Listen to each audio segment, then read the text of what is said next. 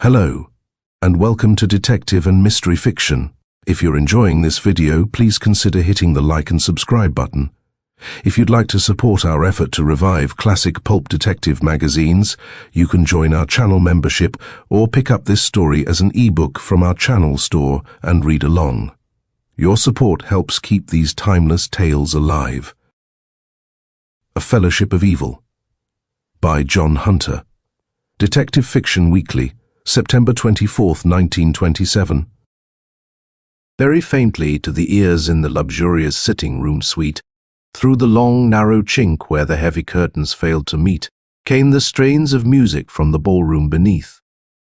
Outside could be seen the riding lights of vessels swinging on the tideway of the dark river, Dundley below. A white glare told of the embankment lamps, and across on the farther bridge the trams made thundering progress.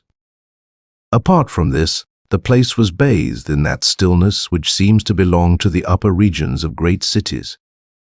Sir William Smith sat back. The chair was faked and plastered down. The bald patch on the top of his head had a parting at the left-hand side which just escaped the top of his ear. His lean, shaven face was burned brown. His mouth was overlarge, ugly, and complete with a set of two perfect, false teeth that showed hideously white. That set was Smith's passport through life. He was in dinner clothes, neat and quiet, his only personal ornament a single diamond winking on the index finger of his left hand. Smith knew a lot about diamonds. He had dealt in them illicitly when the name of Bill Smith was something on the Rand to Table Mountain. "Well, my lord?" he asked gently. The dark man facing him flared, with a gesture of irritation that showed the gulf between them could never be bridged. "Let us drop all these preliminaries and get down to facts." He stopped, lifting the scotch and soda beside him, then sank back into his chair. Something had gone from him, something striking and keen. He looked smaller as he huddled there. He repeated slowly, "Give me the facts, all of them." Smith smiled. "You've done a miracle, my lord. 6 months ago you were a poor man. You will remember Boardington was for sale. £100,000 was the price, was it not? And somebody was going to buy it. A great name, a great collection of pictures, great traditions, all going to the deuce, because you had the misfortune to live in what I might term the gold age. The age when gold is all men strive for. Have you ever reflected, by the way, on the power of money? I don't mean the power of its possession, but its actual power. Its dead, yellow, minted gold, printed paper, written checks. But it controls you and me and all the destinies of the earth. A long while ago, man was a fool. He created money for his own convenience, and now money is likely to destroy him. Already it is his master." He shrugged his shoulders with an ugly grin. "For my part, I am content to be a slave." Boardington looked at him hollowly. "I don't want to listen to cheap philosophy. I want to know why you asked me to call here and see you. Who, what, is this fellowship of strangers?" "An interesting question," observed Smith. "And one I will willingly answer, seeing that you are hardly likely to betray the confidence. The Fellowship of Strangers was formed about 20 years ago in a certain town in South Africa, which shall be nameless, but which lies between the Matopo Hills and the Great Karoo. Tells you very little, eh?" "Let me see," I said. 20 years. Perhaps it was a little longer. Anyhow, the last echoes of the Boer War were dying. There were a number of masterless men kicking around. I was one of them. I was about 26 at the time. There were 4 of us met one night in a shanty outside a diamond town. It was a tough shop, bad whites, worse blacks, hellfire to drink, and the like. We were a fellow who still could remember the days when he was at Eton, a year my junior. Funny how sometimes fit. He was little and looked as though he had got tuberculosis, but hadn't. As a non-smoker and non-drinker, yellow hair and grey eyes, it was he who killed Gort afterward. I saw him do it. He got him into Twice Pan Road in Kimberley at 3 o'clock in the morning. Threw a knife at him from a doorway, however. Boardington reached for a cigar. His hands were shaking so that he could hardly hold the match, flame to its tip. Smith's even voice droned on. We four that night stood together in a bit of scrap, nothing.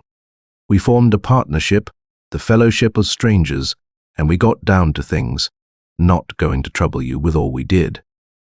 But when Pink killed Gert, he lifted from around Gort's waist a belt with $50,000 in it.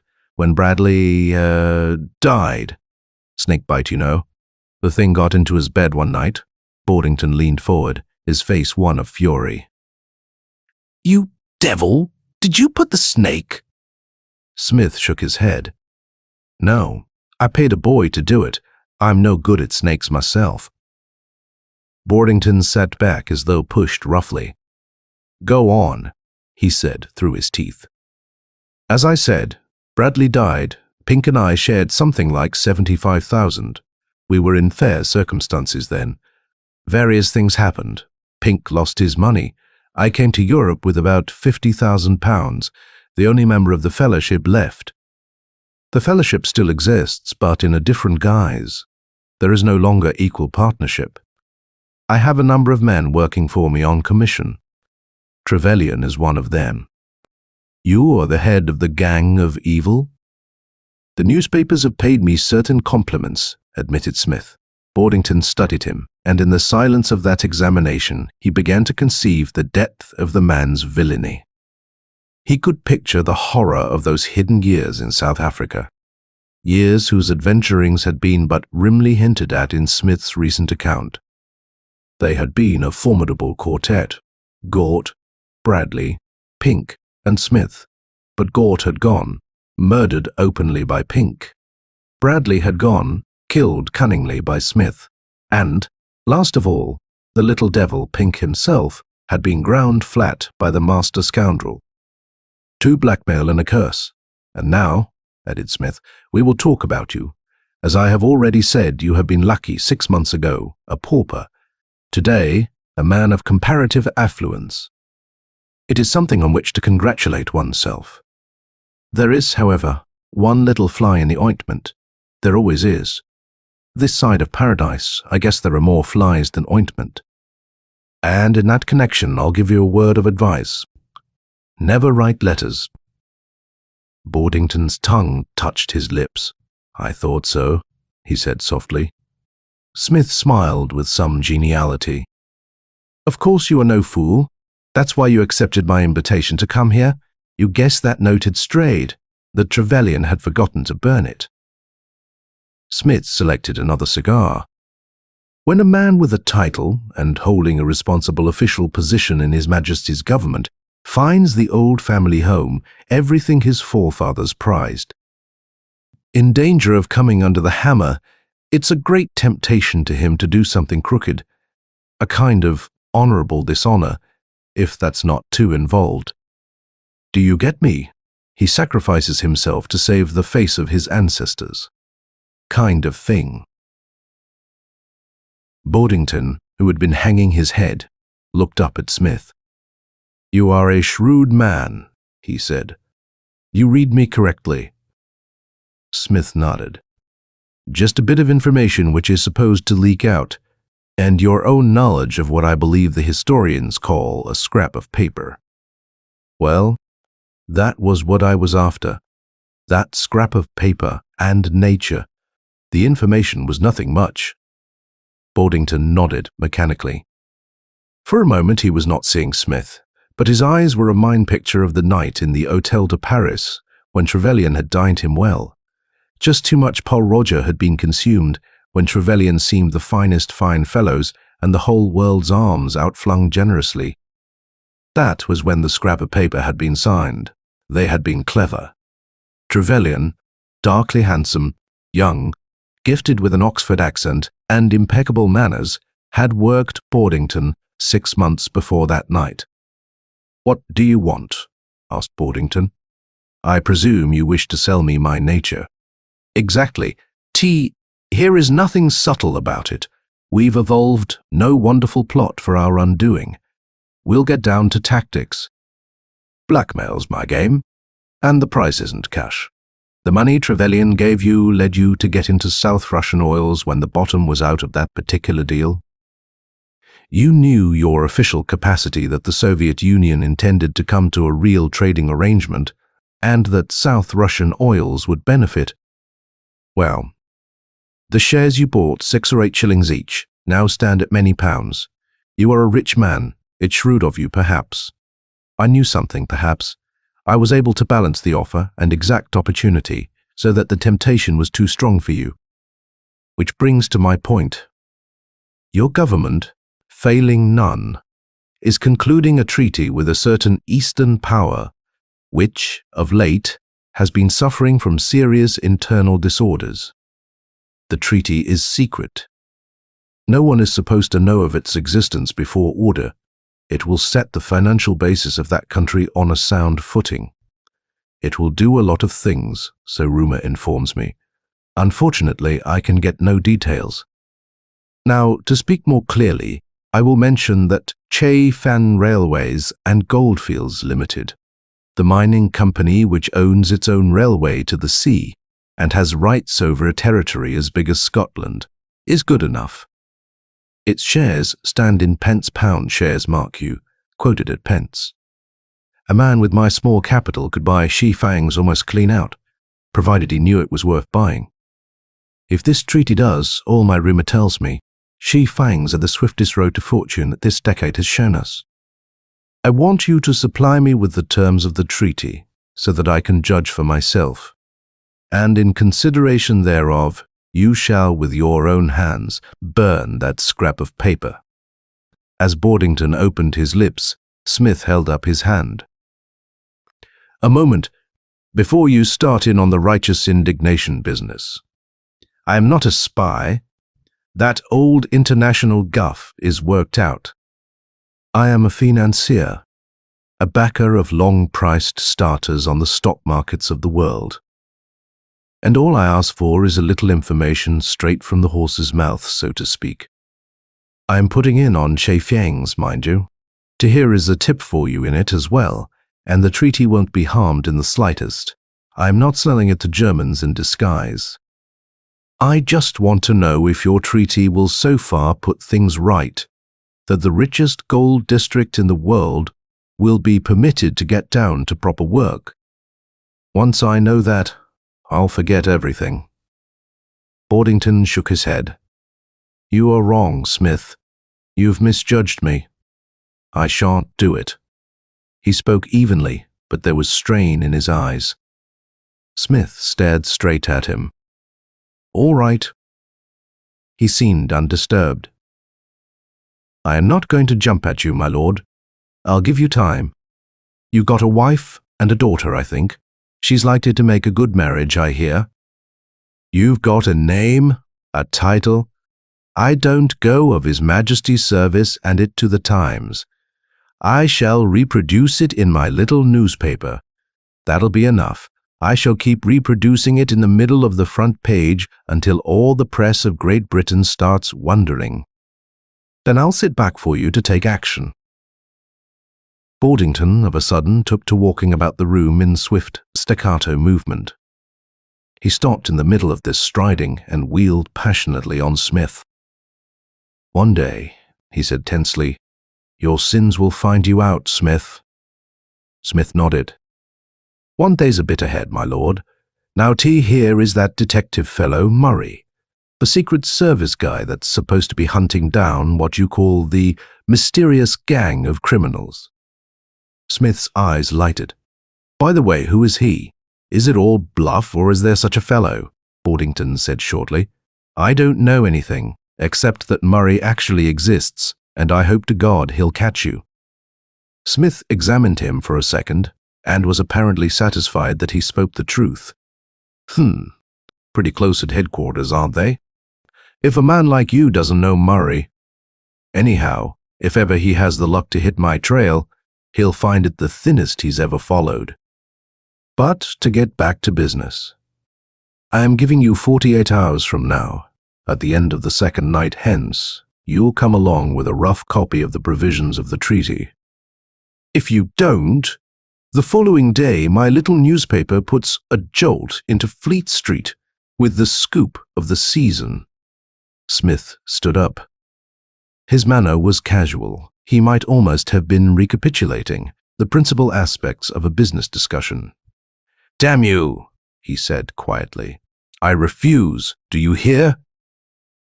"Think about it," smiled Smith. "For 48 hours.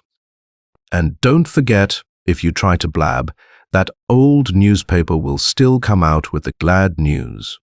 Pinch me, and you cut your own throat. I'd advise you to be sensible. Allow me." He preceded Boardington to the door and opened it. His eyes were more ingenuous than they had been all through the conversation. His smile was almost pleasing, and then his face changed. Boardington for the first time realized that the man could be disturbed, shocked, perhaps almost frightened.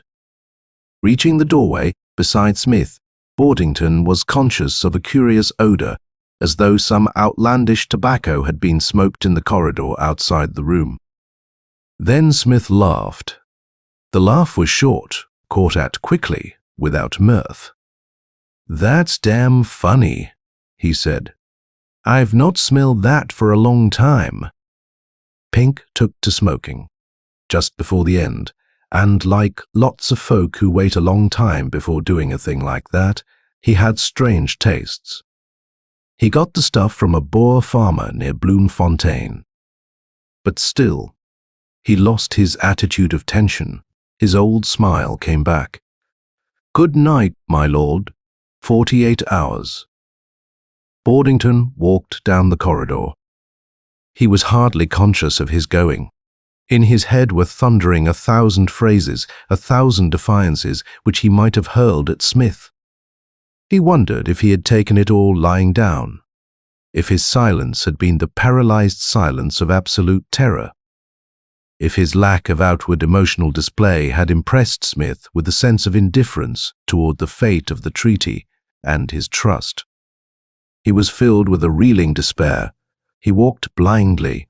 He turned the corner at the broad, quiet, dim-lit landing and went toward the elevator. Near the decorated iron gates, a man who was waiting saw him and turned swiftly away. He was a little slim fellow, and he walked with a pronounced limp. But Boardington did not see him. He had eyes only for the figures of his own thoughts.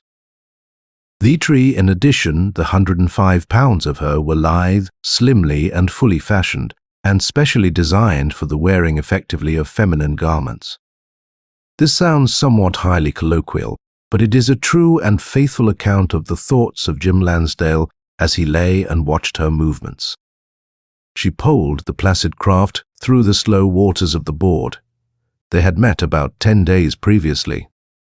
Kitty had arrived in Boardington on a walking tour, had met Jim, who was secretary to the Lord of the Manor, Lord Boardington, in the way that pretty girls have of meeting presentable young men, and the walking tour seemed to have come to an abrupt and altogether satisfactory conclusion.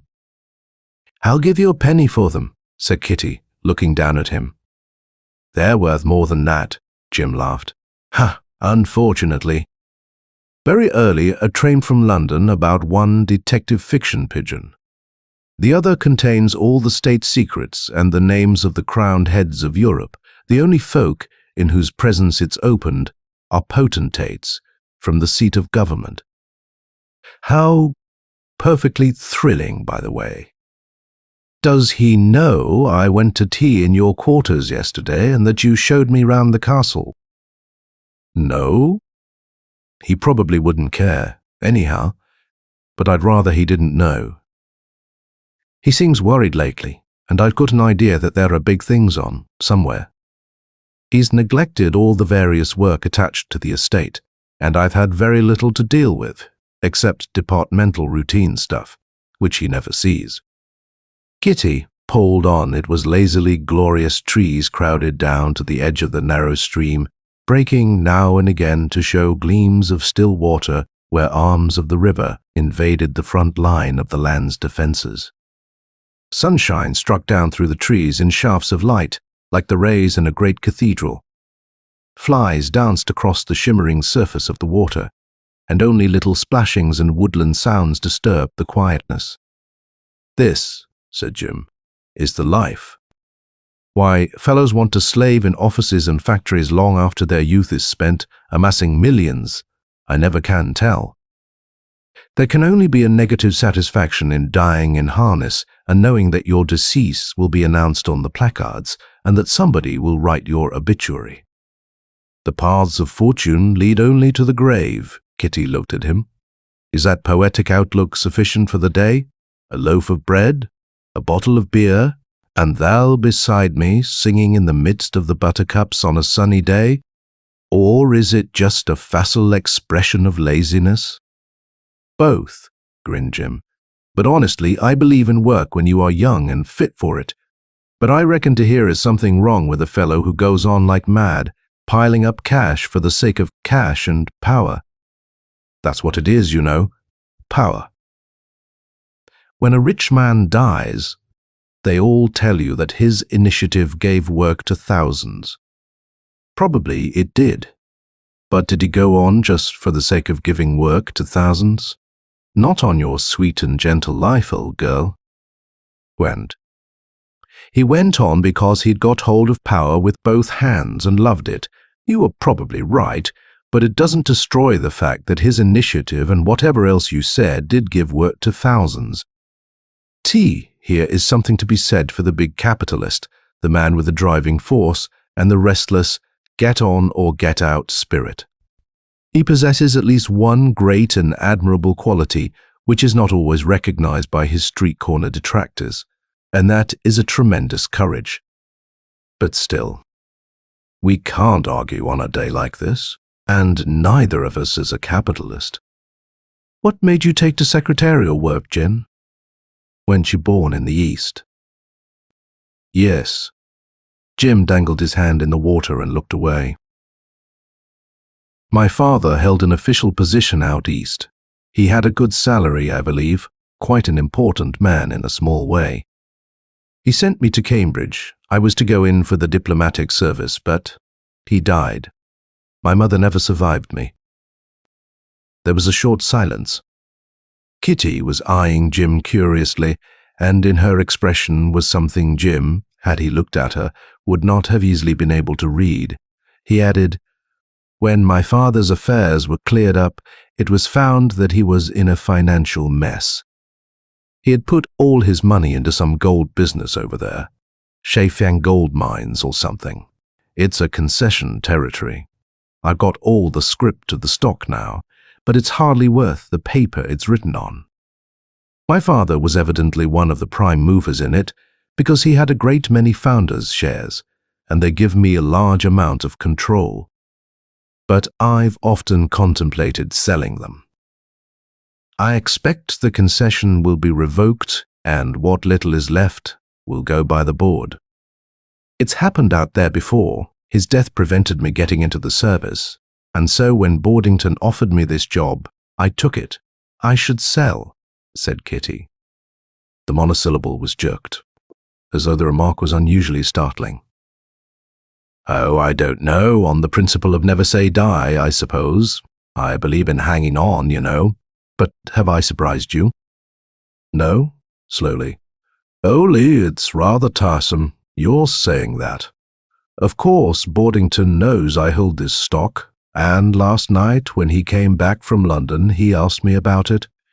He never mentions it in the ordinary way. Although he seemed so worried, he, perhaps I was mistaken, kind of forced himself to geniality. You know what I mean. You can usually read that sort of thing in a man." He spoke in a fatherly fashion, the middle-aged, successful man taking an interest in the striving lad. He said he should like a gamble in Chafangs, and was willing to risk a bit. He offered me 18 pence a share for my holdings. The London Stock Exchange quotation is 8 pence. It seems rather decent of him. He's always been decent to me, and I take it as a kind of friendly lift. He thinks tea here is a slim chance of their pulling round, but a bigger chance of their dropping, and he considers he can afford to help me out. Kitty nodded. Maybe. She looked slightly puzzled and said no more. They reached the little quay beside the meadow, just beyond the fringe of the trees, and Jim helped Kitty ashore. "Well," he said, as he held her hand after she had stepped onto the bank. "What about selling?" "Selling?" She hesitated, and then laughed. "I've forgotten your old stock." "Do what you like, Jim. I don't understand stocks and shares. Never a bit about them." "No?" His grip tightened as she attempted to withdraw her hand. "Kitty, isn't it possible for you to stay after tomorrow? Can't you wire for an extension of your holiday?" She shook her head.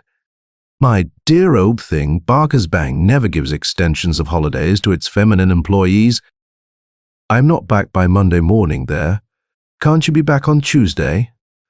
"No, but I might be back on Wednesday and name them as happy in the light that knowledge she so easily with." Looking up into his face, she was conscious of something within her, stirring slowly so that she wanted to run and hide her eyes. She said very steadily, "Jim, will you let go of my hand?" He stared at her a moment. "I am sorry." They walked across the lawn together, and neither spoke until they reached the lodge gates of Boardington Park. Kitty smiled. "You are ever so fine, Jim. I'll see you tomorrow." "Of course." He spoke abundantly, his eyes devouring her. He stood and watched her as she swung down the road, but she did not look back. She dared not. There were many strange people who would have been very surprised to have seen Kitty's eyes in those gates, for they were filled with tears. 4-night work, interrupted Boardington Manor, showed dark against a dark, starless sky, a black mass hunched high-edged by battlements, with a dull gleam of glass showing here and there, as the night's faint light touched tall, mullioned windows. In the shadow of the wall, a darker shape moved, silent, swift, decisive. It had a long window. Coming to the shadow, moved with unease. The window was open. The shadow moved with the grace of a cat. In the space of a few seconds, a thin, pencil-like light plunged into the heart of darkness, arced around, and settled on the face of a safe built into a wall. The light went. The shadow was at the door. Eyes closed, the ear pressed to the cold, hard surface, the fingers slowly turning the knob of the combination lock. Ears and nerves were tautened for the sliding of the door. For 15 minutes its perfectly balanced mechanism refused to betray itself by sound or touch, but at last superacute senses and hearing triumphed, and the safe sprang open. With the opening of the ponderous door, the safe breaker drew a deep, gasping breath and sat down. The strain and concentration had been tremendous, and every nerve in the lithe, taut body was vibrating. It was when the reaction was passing that there came a movement at the door, a click, and the room was flooded with light. In the doorway was Lord Boardington, and in his hand was a pistol. "Stand perfectly still," he said. The burglar had leaped to her feet. "Sit down there and lay your hands flat downward on the tabletop where I can see them." "Right." He scanned the safe swiftly. Obviously, it had been disturbed, just in time it seems. He surveyed his prisoner calmly. "You are a woman." She was as at her ease. "What's your name?" Her lips closed tightly. Boardington smiled. "That's not in keeping, is it? Anybody with your brains shouldn't boggle at a point like that." "What is it?" "Willis, Kathleen Willis." Boardington frowned. "I don't remember it." He was trying to recollect if, in his official capacity, he'd ever encountered the name among those of the few notorious criminals likely to be capable of opening his safe. You wouldn't. This is the first time I've been caught. A sudden urgency showed in her eyes. I suppose, T, here is no chance of your remembering that tag about the qualities of mercy. Shakespeare, eh? He laughed quietly, although his eyes were haggard. No, mercy is the doctrine of the foolish. The fools are the wise men, she countered. They keep their consciences clean. He sat down opposite her. You are a quick little devil. Upon my word, cool too. Not afraid, eh? No, not a bit. Except, well, here is a reason why I don't want to be handed over to the police. It's a reason which nearly caused me to abandon tonight's job and sacrifice a lot of time spent in preparation. That's all. Pathetic. Dryly.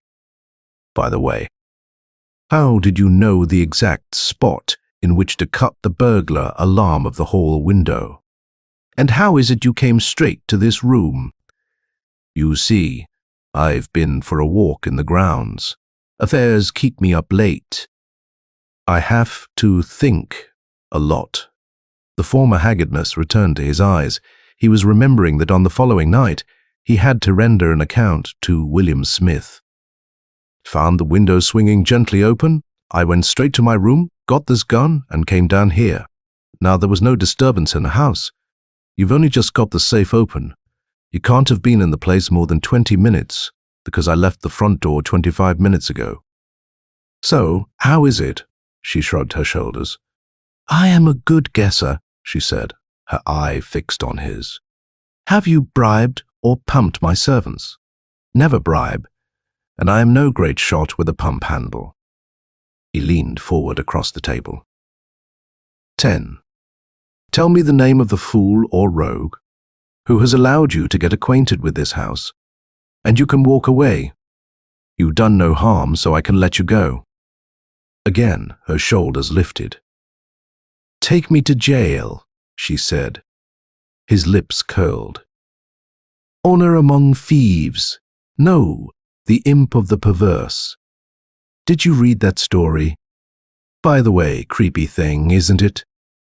I like Poe when I'm in moods. He regarded her quizzically. You are a quaint little thing, slinging Poe and Shakespeare at me in the middle of a discussion on housebreaking, Chacan, sun gout, she said. You probably know quite a lot about them, and nothing about housebreaking. We must have a common ground for conversation, mustn't we? I suppose we must. So you won't betray your pal or your dupe?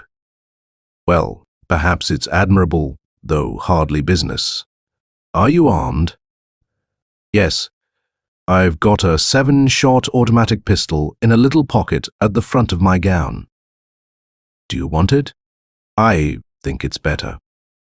You can give it to me, can't you? She looked at him. You'll allow me to take the gun from my pocket? Men have been shot from under the table before now, I know. But I don't think you are the shooting sort. Anyhow, with a little bitterness, I am not so sure that I'd mind being shot. She pushed the pistol across to him. Thanks. He sat back and studied her. She was, he thought, and she must realize it, in a desperately tight corner. Hitherto, on her own statement, which he believed, seeing that her name was entirely unfamiliar to him, she had escaped the clutches of that law she broke. She did not know the soul-breaking horror of youth, and her desk before her, she bore herself with incredible courage, although the night was likely to see set on her forehead the brand of the outcast. Before morning, she would be with the lost. Within a few hours, her record and fingerprints, her photograph and her measurements would be at Scotland Yard. She would be marked down, pariah, hunted. With her entry through the door behind him, her life had snapped. She must know all this. She must, and yet she would not escape it by betraying her confederate. And she faced the prospect of it with an equanimity which, while astonishing him, gave birth to admiration within him. A younger and less stern man might have been tempted to set her free. A man with more humor in him might have talked lightly of a good joke and have turned her out. But to Lord Boardington, as he sat and looked at her, an idea came. It was somewhere about this time on the previous night that he had talked to William Smith, and in all the hours since, that formidable individual's commonplace figure had loomed largely in his mental pictures. He saw Smith now as unperturbed as this girl opposite him, but not more cool nor more unperturbed. He realized again the man's threat, his power, his personality. But opposite him was a personality not threatening, but just as impressive. If Smith was a striking thing, so was this girl.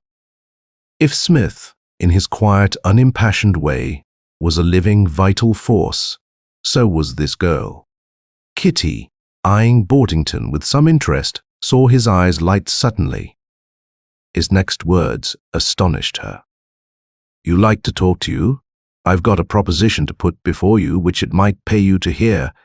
Do you smoke?" "A little, but I'd rather not just now." Her eyes were guarded. He walked across to a sideboard and helped himself to whiskey and soda and a cigar. He carried the pistols with him, dropping them into his pocket. Kitty sat still. Boardington asked a question which astonished her still more. 5. A compact. "Would you like to earn £50,000? "Earn what?" she asked. £50,000. "Are you talking about?" She inclined toward coldness. "Absolutely." His voice told her more than the word. He was terribly in earnest. "I've got some work for you to do if you care to do it, and if you do it successfully, you can have your freedom and £50,000. She smiled. Despite his earnestness, he was able to note that the smile was deliciously sweet and enticing. "It's an awful lot of money. You've awakened my flagging interest in your conversation. What have I got to do?"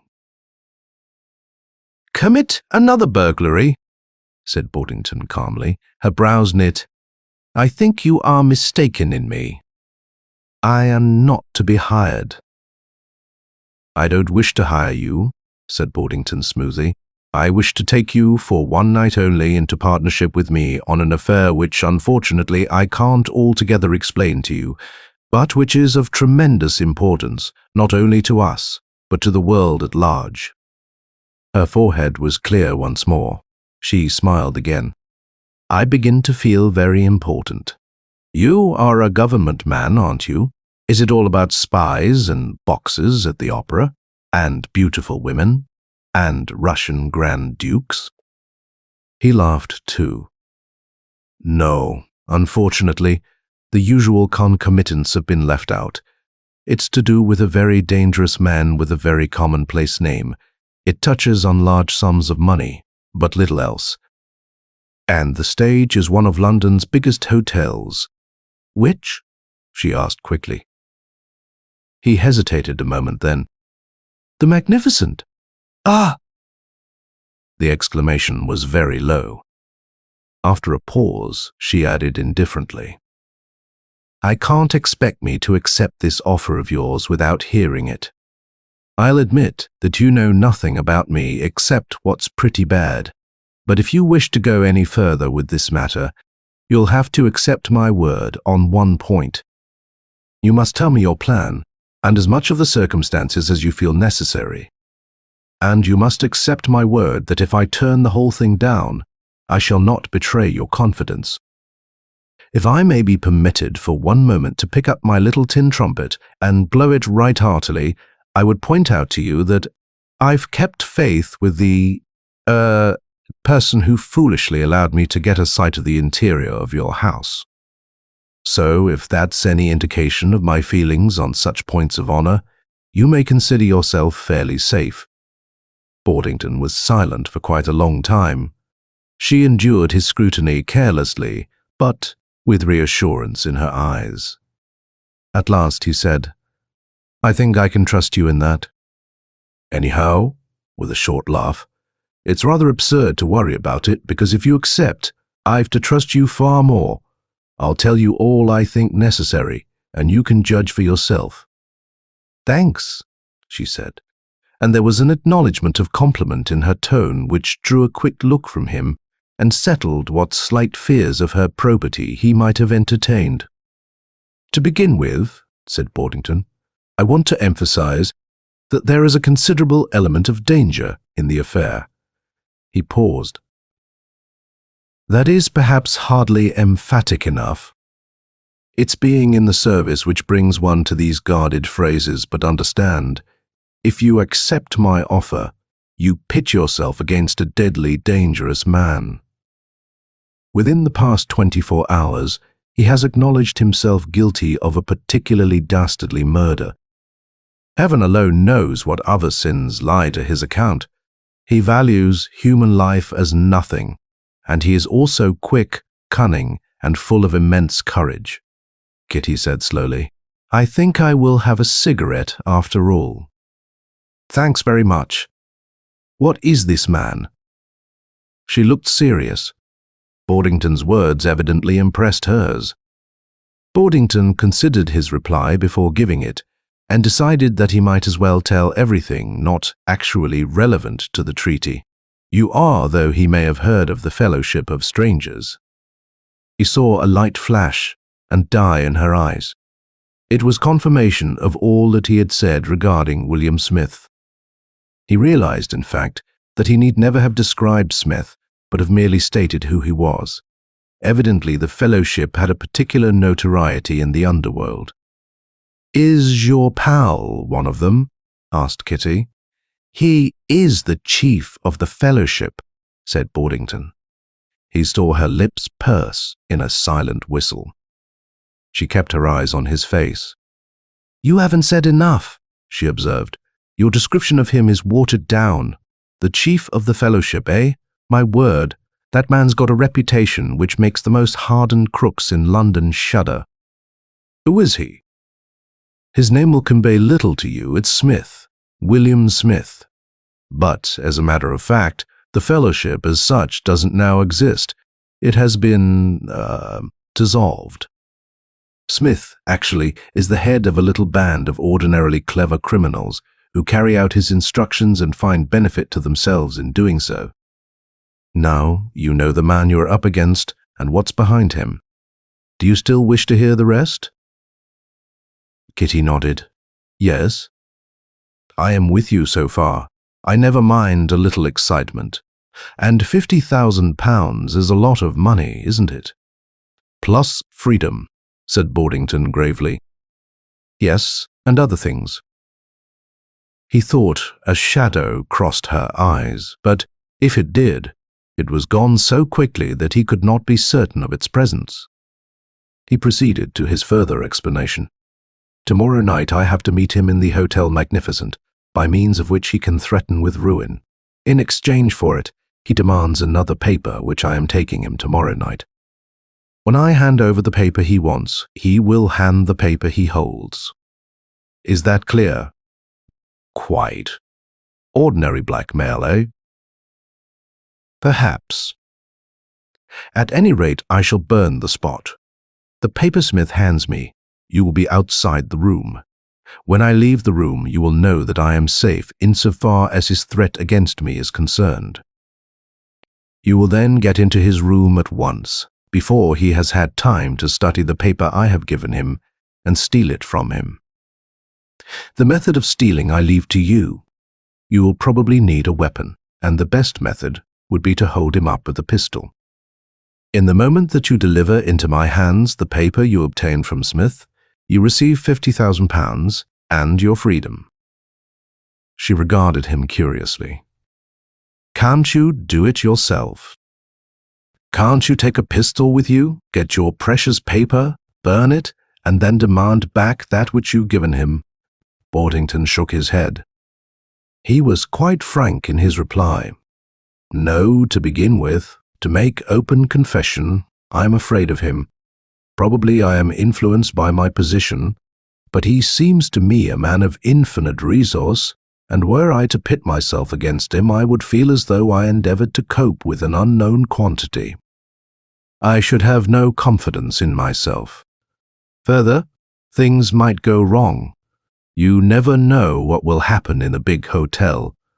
I have a name, a reputation. Smith, if things went wrong, would tell the whole story. It would be difficult for me, even though the paper were burned, to deny complicity were I caught in his room, holding him with a pistol away. By the way, if things go wrong like that, you are caught. But I'm afraid you'll serve a sentence, and you will have to keep your mouth shut as far as my participation in the affair is concerned. Does it appear a reasonable proposition to you? You see, if you rob Smith, he will never know that I am behind you. You must make him think you are an ordinary hotel burglar, and you must keep up that pose to the end, whatever happens. Kitty nodded. It's quite clear, she said, and I see your viewpoint. She examined the tip of her cigarette. You are asking more than you know.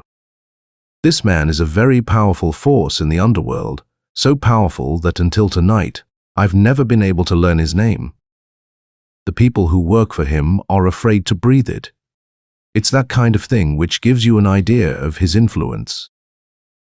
I know of one man connected with him, a flash hotel crook named Trevelyan. But even from Trevelyan, I've never learned anything, and neither has anybody else.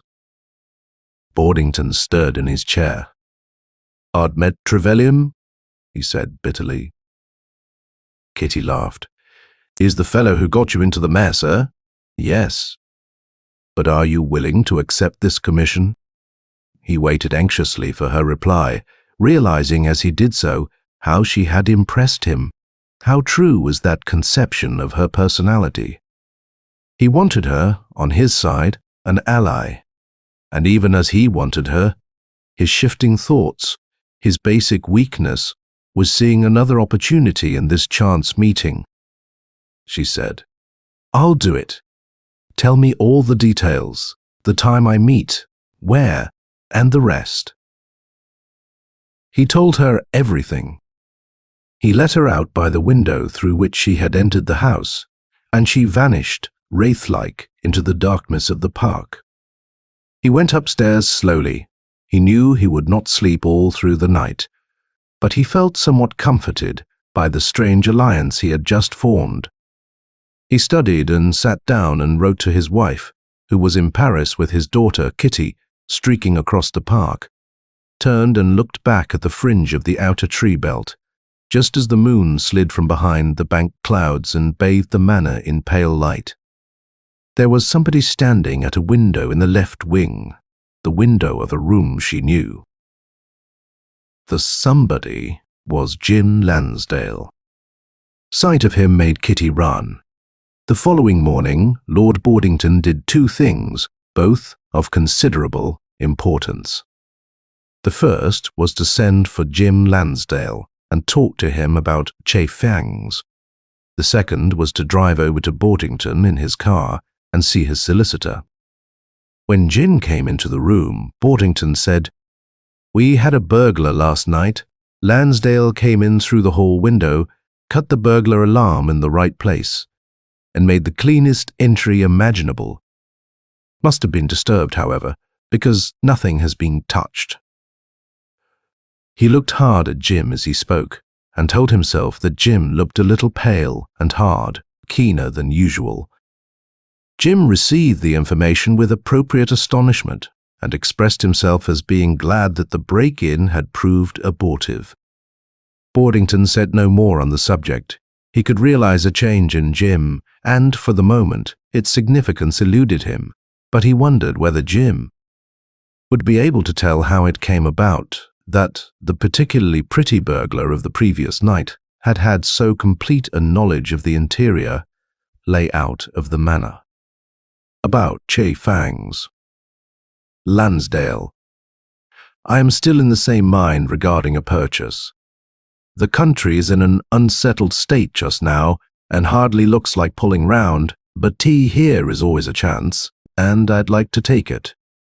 Is 18 pence a decent price to you? Jim hesitated. It was more than a decent price.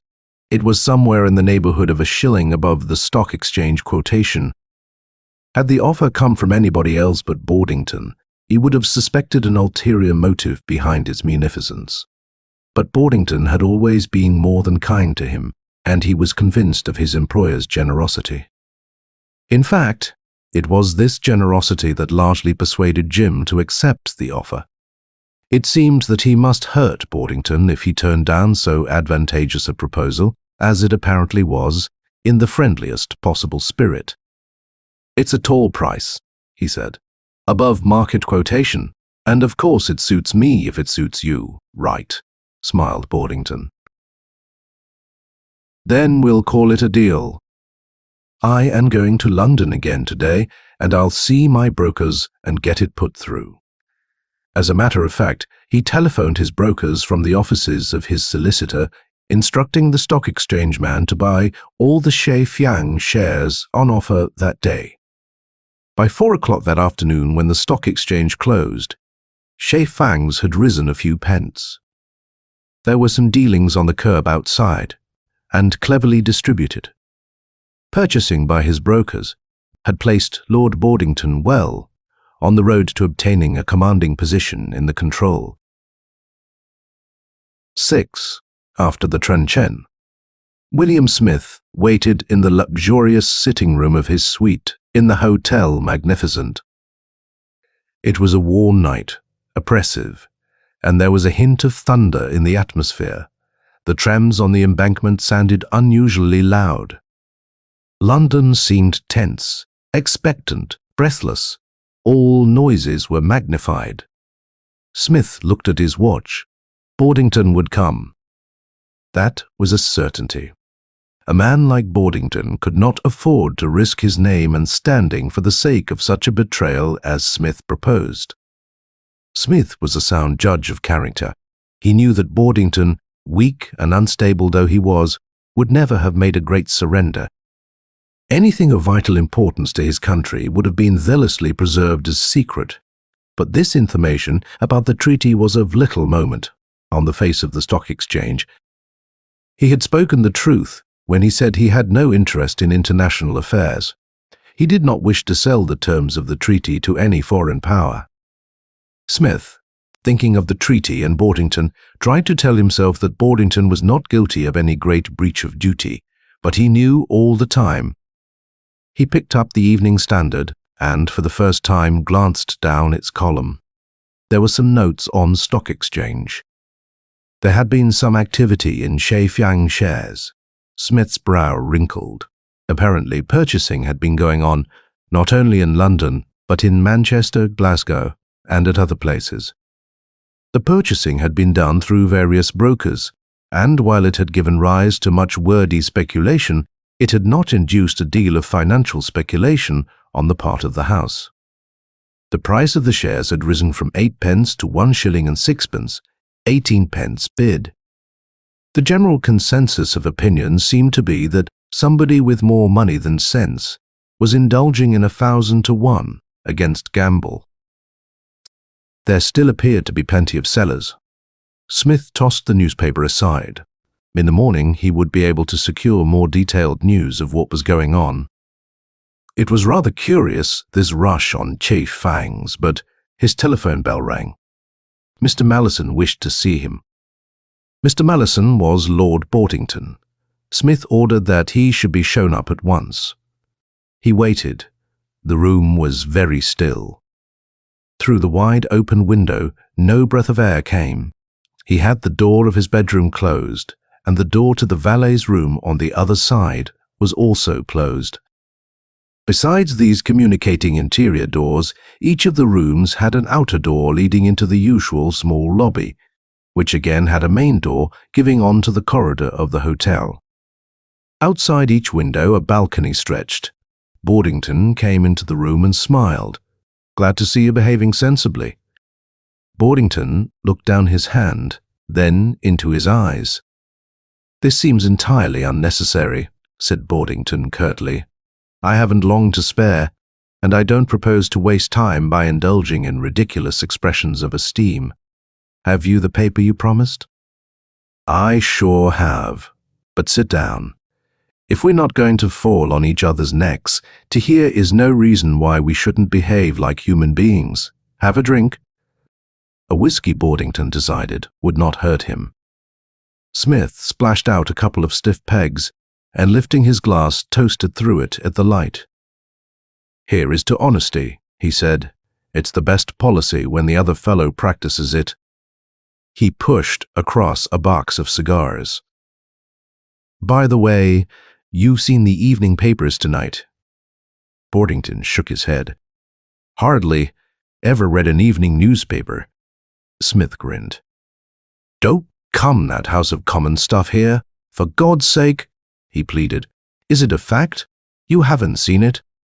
I have said 20. Smith considered him closely and decided that he was telling the truth. Also, he decided something else, something the denial was intended to make him decide. That Lord Boardington had nothing to do with the rise of Chief Yangs that day. Had Boardington been the buyer, and knowing to what interview he came that night, he would most certainly have studied the evening papers in order to discover what comments they had to make on the day's dealings. Smith was making the little error that so many very clever men make. He forgot, to paraphrase the bon mot of a famous figure in history, that a clever man can be more clever than his neighbors most of the time, but not more clever than they all the time. That, in fact, to everybody of intelligence come moments when they are far above the average in action and swiftness of thought. Smith added, Somebody's been getting hold of the Che Fangs. I can't tell. What does the House say? Smith indicated the Evening Standard. Nothing much. No sensational rise in price. Considering the Times might have more to say tomorrow. They'll have all right to think about it. An evening paper can't be expected to hand up so much stuff. I wonder what the extent of the purchases are. Boardington finished his drink. His hand was quite steady.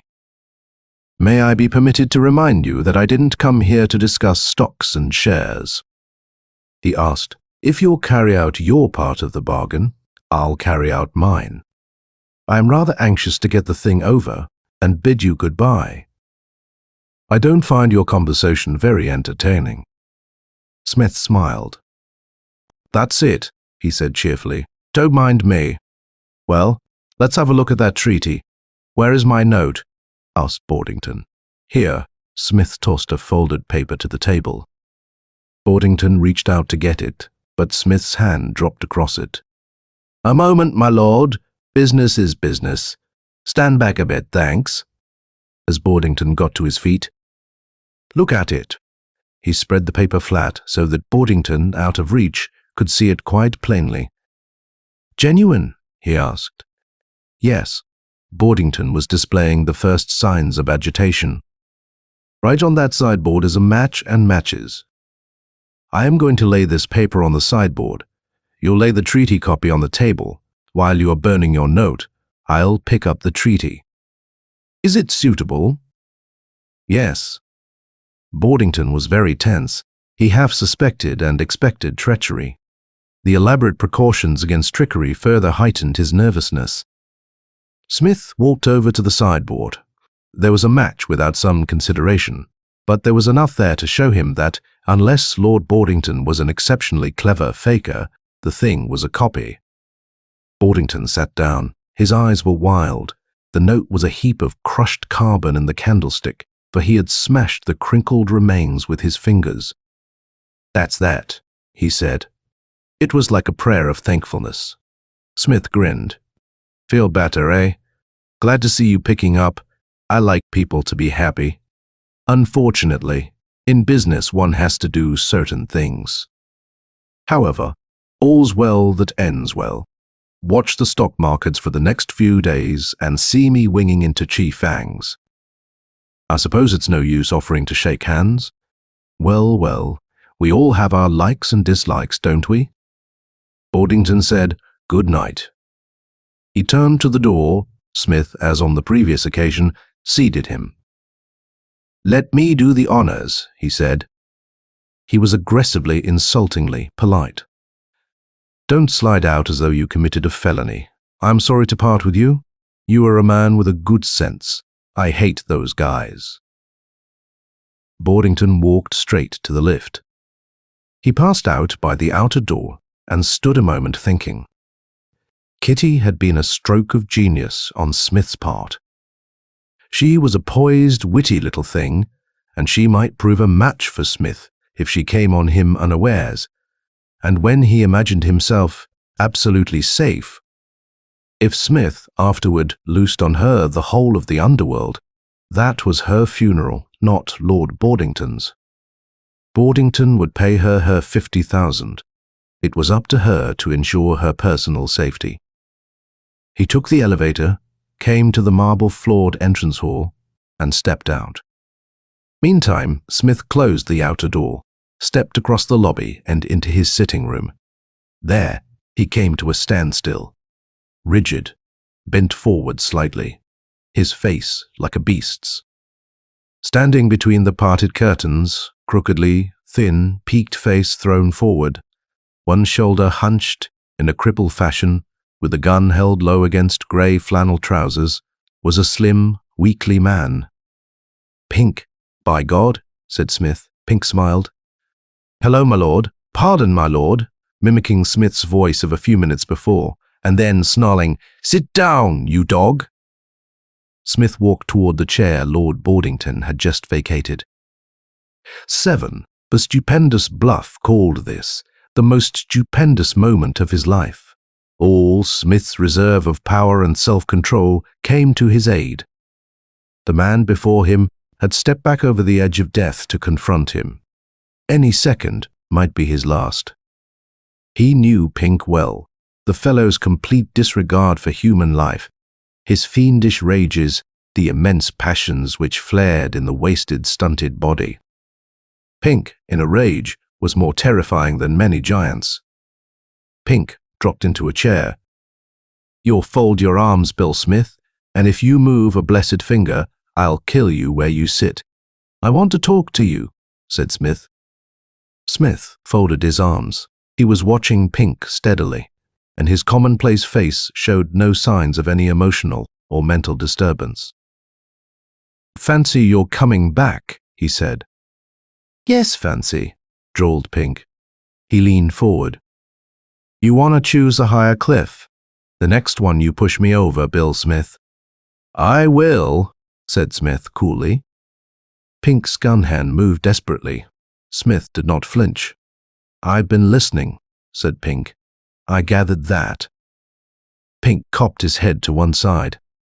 "Don't you talk educated these days?" Got up too. "Funny what other people's money'll do for a man, ain't it?" "Extraordinary, and more extraordinary what one will do for other people's money. But you said you had been listening. Is that statement relevant to this interview?" "Oh, can that highfalutin talk? I listened twice.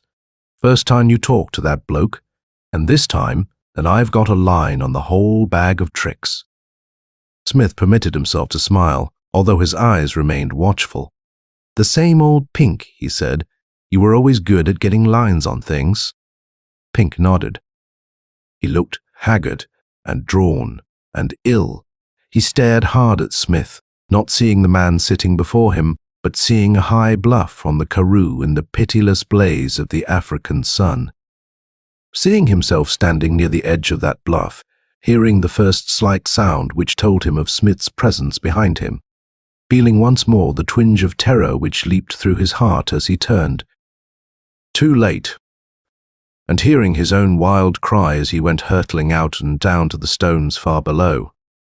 "You are deep," he said. "By God you are." Deep at killing and twisting. It's easy for a snake to find its way into a man's bed.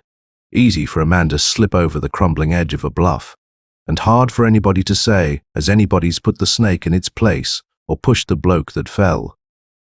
"You are a good killer, Smith, but when you started in on killing me, you started wrong." "Apparently I did," said Smith. "I believe you." In this conversation, I miscalculated the requisite 8, but the past is past. We were discussing the present. About this eavesdropping business. What of it? This, Pink leaned forward. I want half of all you scoop on this stock deal, and if you don't get it, I'll kill you. When? Asked Smith. He might even have been amused, but the light in his eyes. What do you mean? Snapped Pink. See here, Smith, I've not searched the face of the earth for you for years. To be bribed, you get that tight. If I hadn't overheard what I did the last time I was here, and tonight, you'd have been dead by now, really. Let me explain. I can't give you half of the proceeds of the deal now because the deal has not come off yet. If you leave me alone to tear the deal, you might find difficulty in killing it. It's now or never. Pink, it seems to me. It was the most courageous thing William Smith had ever done in his life. It was the biggest bluff he had ever put up. It had its effect. Pink momentarily but visibly faltered. He said harshly, "What have you got up your sleeve, Smith, checking me like this?" Smith laughed. "Nothing, Pink." "How can I?" Pink stared at him uncertainly. Bill Smith, thought Pink, knew how dangerous he, Pink, was. Their past association must have taught him that he had robbed and tried to murder Pink. He knew that Pink had sought him across the wide earth to take his life. And yet, he was undisturbed. He indicated to Pink the vital necessity for immediate and drastic action. It was not logical. Smith was no man to take mad chances. He knew something which was hidden from Pink. Suddenly, Pink wondered if he sat in a position of deadly peril. The thought set his flesh creeping, for, like most physically weak folk, he had an inordinate love of his own life. He was remembering all Smith's cunning, despite their vows of equality during the period of his captaincy, had left its imprint on the innermost mind of the two twisted little devils now facing him. Pink leaned forward. Suffering had tortured both his mind and body. The broken wreck a boar had found at the bottom of the bluff and had patched up into some semblance of manhood was not a balanced, deadly creature who had crossed hands and sworn the oath that night. The fellowship of strangers was. William Smith was realizing that he was dangerous. But not too dangerous. Thus reasoned Smith. Pink snapped. "I asked you what you've got up your sleeve." His eyes blazed. His wasted form was racked by a violent emotion which swept through him like the breath of a typhoon. "I say this, Smith. I'll hang for you. I mean it. If I get you, they can do what they like with me. Now, am I in on this deal or not?" "I fail to see how you can be," said Smith. He had a consciousness of increasing peril. Bluff would hardly suffice. He wondered what he could do to throw Pink. "You see, Pink, I shouldn't tell you straight any more than you'd tell me straight. The deal's not even close. You've lost me?" Again, Pink was uncertain. He had listened. He had expected lies, cold comfort, wide promises. Instead, he received this blunt truth. When one deals in ties, the truth is apt to deceive. Smith was now tense and strained, though he managed to preserve an air of indifference. There was death in him in the mounting decision in Pink's eyes. Pink intended to kill. Flynn's weakly. The biggest coup of his career was reaching its consummation. From this man, he thought dead Pink mouthed something. The oath broke the silence startlingly. The gun went up, and the door of Smith's bedroom opened. "Drop that." It was a feminine voice, clear, steady, commanding. Pink and Smith turned, the former with his mouth agape, the latter with his hands folded to the arms of his chair. His body leaned forward, as though to leap to his feet. He saw the girl uncertainly, very beautiful, just an impression of her. She was talking again to Pink. "Drop that gun." Pink's pistol fell to the floor. He sat back in his chair, huddled up, his tongue seeking his lips. The strange girl took command of the situation. She stepped forward and picked up Pink's pistol, swinging it in her left hand. To Smith, she said, "He'd better go, hadn't he? One can't fight in a big hotel. It isn't done." Smith nodded. Events had been rather swift. The girl tossed her head back. "Get out!" Pink slid past her to the door, muttering, his red-rimmed eyes shooting from her to Smith and back again. At the door, he stopped, angry of a sudden. "All right, Smith, you and your sidemen." He went out, slamming the door. On that, Smith found his tongue. "Who the hell are you?" His rescuer smiled. "I am Kitty Willis. I am supposed to be on the payroll by Lord Boardington to rob you." 8A's one thief to another Smith got to his feet and, walking to the sideboard, helped himself to a neat whiskey. He felt he needed something. He had tricked Boardington, met a man back from the grave, stared into the eyes of death, and listened to a naive detective confession, all in the space of a half hour. And it was a fairly full run, even for Bill Smith. Also, he wanted a moment in private to collect his thoughts. Danger from Pink was temporarily past, but there was sure to be some reaction. Smith was older than he had been in Africa, and his nervous system was not quite so elastic. Smith, after all, was only a very clever and scoundrelly human being, and not the Superman type encountered outside the pages of fiction. Kitty watched him with an air of indifferent interest, which concealed a swift summing up of his capabilities, so far as she was able to judge them in the first few moments of this first encounter. She had listened to his conversation with Pink, and that alone had been a trumpeted warning for her. Few men could have faced Pink as Smith had faced him. Smith swallowed his whiskey and turned round. He was altogether composed. He twisted the tip of a cigar between his finger and thumb, breaking the outer leaf. "That's an amazing statement," he said. "I'd like to hear it all." "Sit down." Kitty dropped into her chair. Her little pistol was back in her pocket. She laid Pink's gun carelessly on the table and left it there. "It about covers all the ground," she said. "Lord Boardington has offered me £50,000 to recover a paper which I understand he has just handed you." Smith's eyes narrowed. Boardington was not quite so easy as he seemed. It had been a cute idea to employ this nonchalant young woman to steal back the document after he had seen his own incriminating note burned. Smith's quick brain summed it all up at once. If anything had gone wrong, Boardington would not have been implicated. "Why have you split?" he asked. Kitty shrugged her shoulders. "Boardington's no use to me, he might be. Directly he told me that fellowship of strangers stuff, I knew what I intended to do." "He told you that, did he?" asked Smith, and was conscious of error. He had been so confident that Boardington was too afraid to mention their connection to anybody that he had seen no harm in talking of his past in order further to frighten Boardington. Now he found that Boardington had babbled to a woman thief. "He did," agreed Kitty. "Of course, I'd heard of you, and I was anxious to meet you, so I pretended to fall in with his wishes." "How did you get into touch with him?" "Oh, I decided to break into his place, Boardington Manor. I was shown over it by somebody who didn't know who I was, and I got a good idea of its interior layout and where was the safest place to get in. Unfortunately, Boardington was suffering from insomnia, and he came down for a walk and caught me. He seemed worried, had you on the brain, I expect.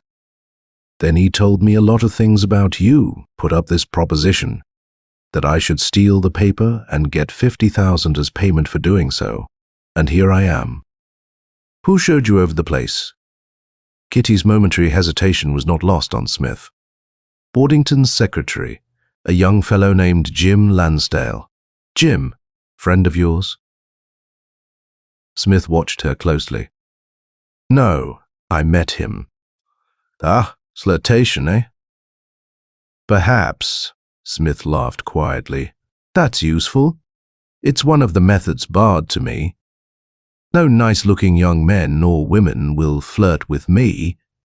That's where you get a start of me.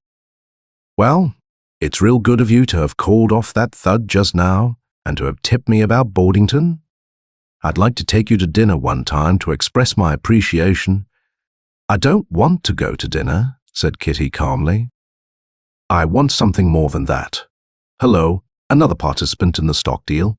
No, you can keep your stock if you wish to, although I reckon I've helped in it a good bit, because by now that document could have been mine.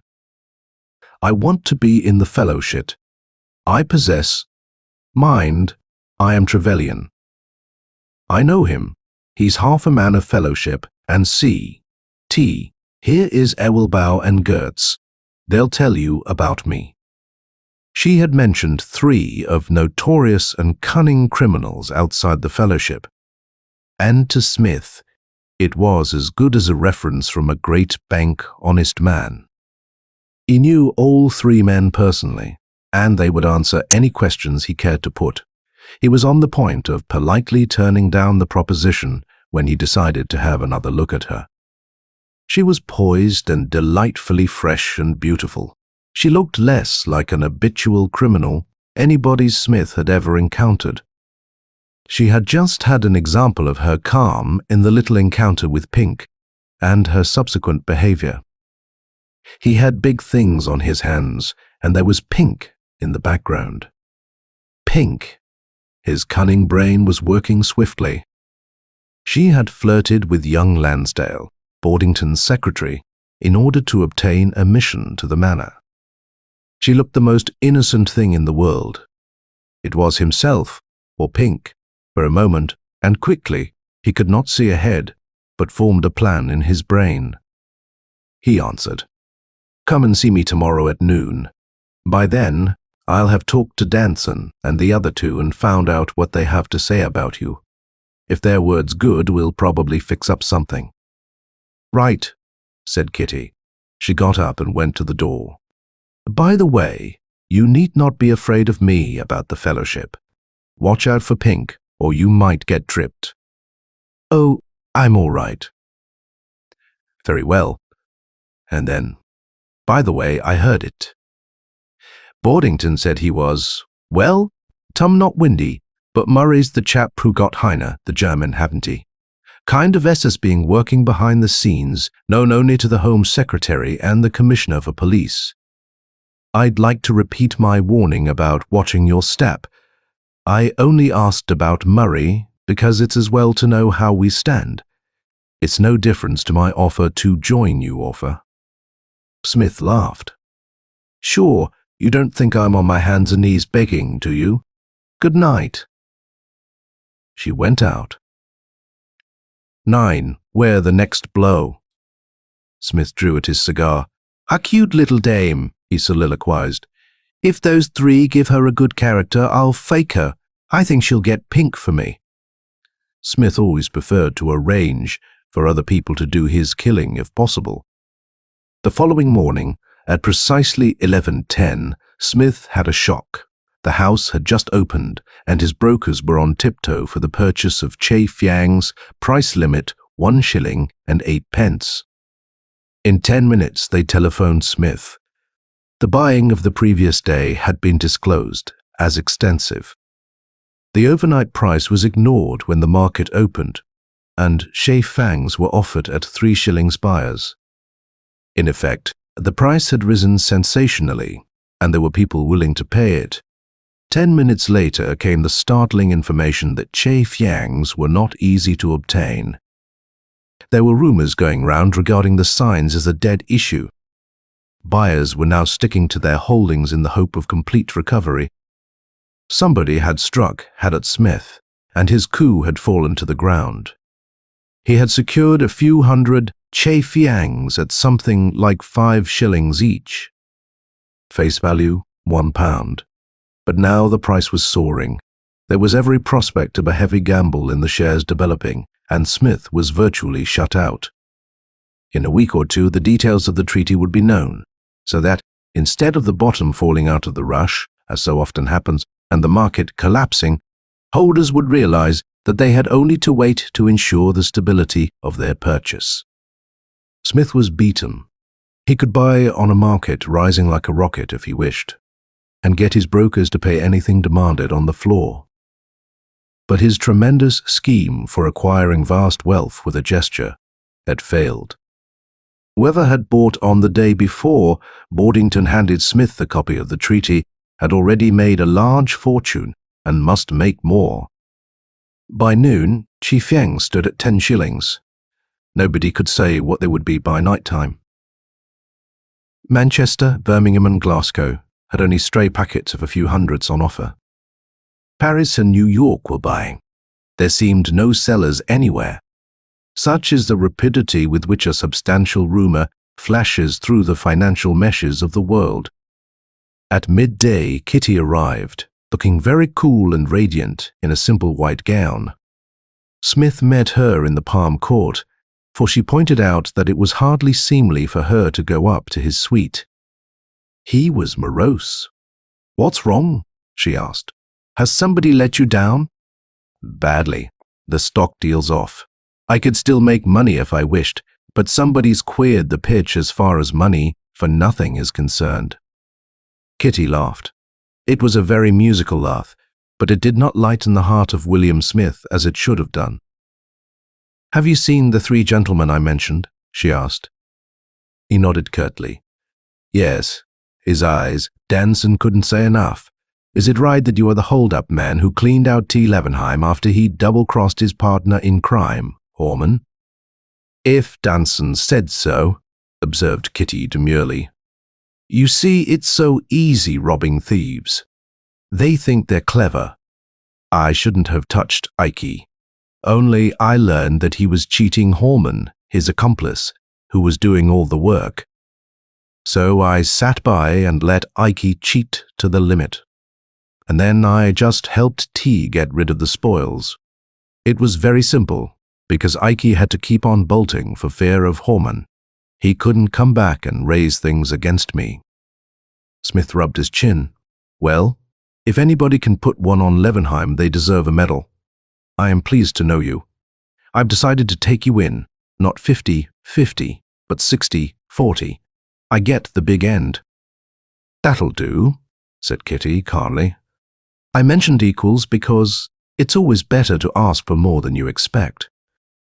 What's the move now that the stock deal's off?" "I don't know. I've got to think. A funny thing's happened. That fool Trevelyan has gone and got lost. I telephoned a place I know last night, asking for him, and he hasn't been seen for 3 days." "Bolted?" asked Kitty, laconically. "Hardly, T. Here is no reason why he should. He stood for a percentage on this deal." Kitty shrugged her shoulders. "Then he's not lost. He's probably away somewhere, but he was told to stand by. My men usually do what they're told to do." There was a doubt in Smith's voice which caused Kitty to look at him quickly. "You are thinking of that fellow Pink," she said. "He can't possibly have done anything to Trevelyan. I should say he's never heard of him. He's not starting the systematic wipe-out business, working up from the bottom." Smith confessed. "I was thinking of him. I am beginning to wonder if I got rattled a bit. What with Pink coming and this about the deal. I want to know who put me away, and who has queered the pitch." They chatted for a little while, and at last Smith said, "I can't ask you to lunch. I don't want to be seen about with you too much. It's a rule of mine. Give me an address, and I'll notify you when you are wanted." Kitty handed him a card. It contained an address in Kensington. "I've got a service flat there," she explained. She was preparing to leave when a boy walked through the Palm Court, calling a number in that peculiar sing-song voice, which appears to be a requisite gift with all hotel page boys. Smith lifted his hand. The boy came over to him. "The man is waiting, sir," he said.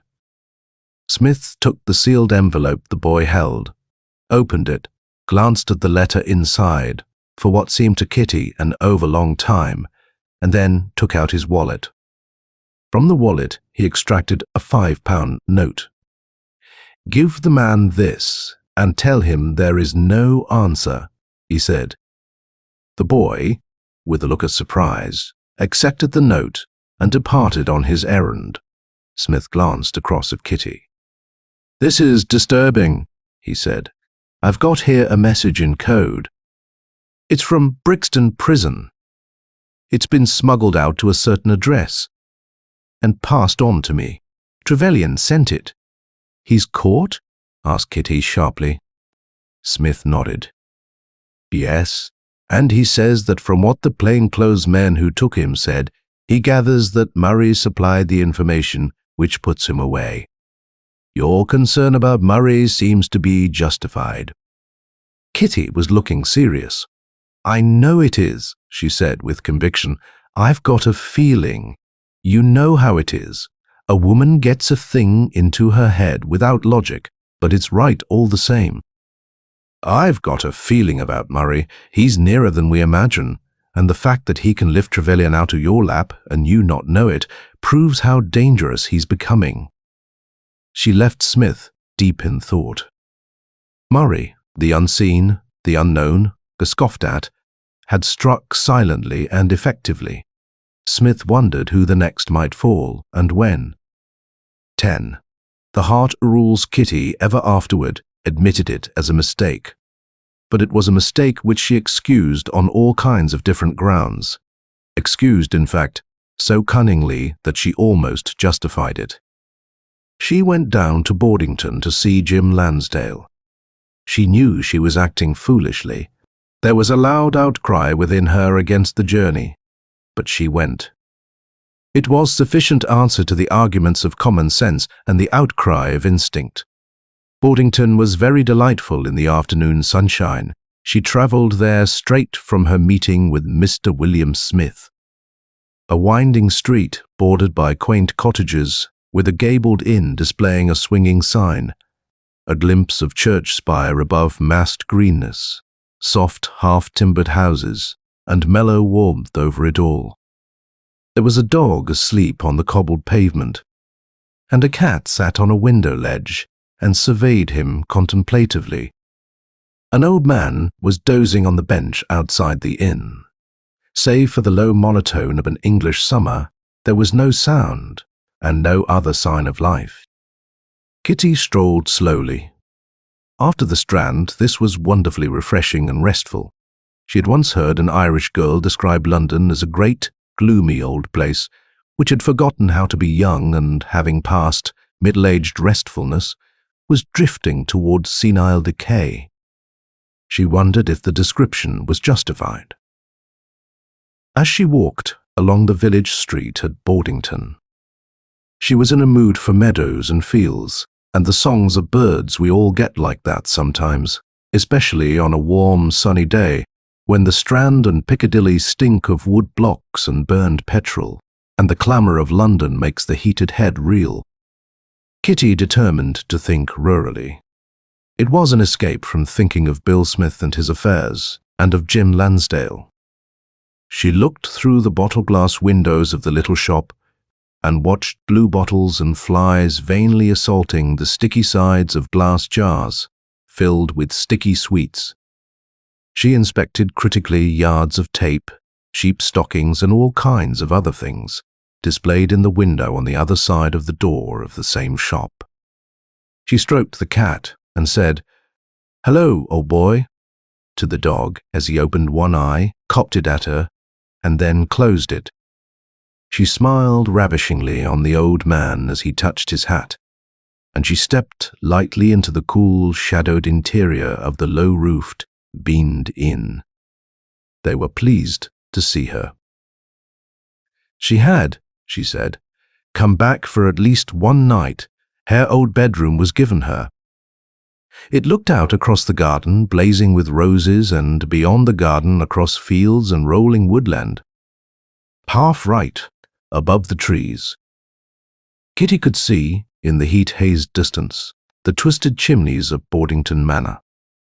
Jim Lansdale was there. She wondered what he was thinking, whether of her or merely of his work. She sat on the edge of her bed and felt unhappy, which was very unusual for Kitty. The evening was dreary. She wandered in the direction of the manor, of course by chance, and did not see Jim Lansdale, which also, of course, was extremely unimportant, and did not at all account for there being something suspiciously like tears in her eyes when she snuggled down between silk and clean linen soon after sunset. She was up early and ate a delicious breakfast in which cream and fresh fruit predominated. Then she went for another stroll, and though there were many delightful walks in the neighborhood, her feet took her once more in the direction of the manor. She met Jim Lansdale. It was at a crossing in the path through the woods. The sunshine made leaf shadow patterns on the path. There was a shimmering halo of white fire above the swaying treetops. There were birds' songs on the quivering air, and butterflies drew trembling lines of color against the restfulness of the undershadows. Jim walked round the gate so they met, face to face. Kitty's heart leaped and dropped with a bang. She was suddenly trembling and felt afraid, for the first time in her life. She looked up at Jim and tried to smile, but the smile was a pitiful failure.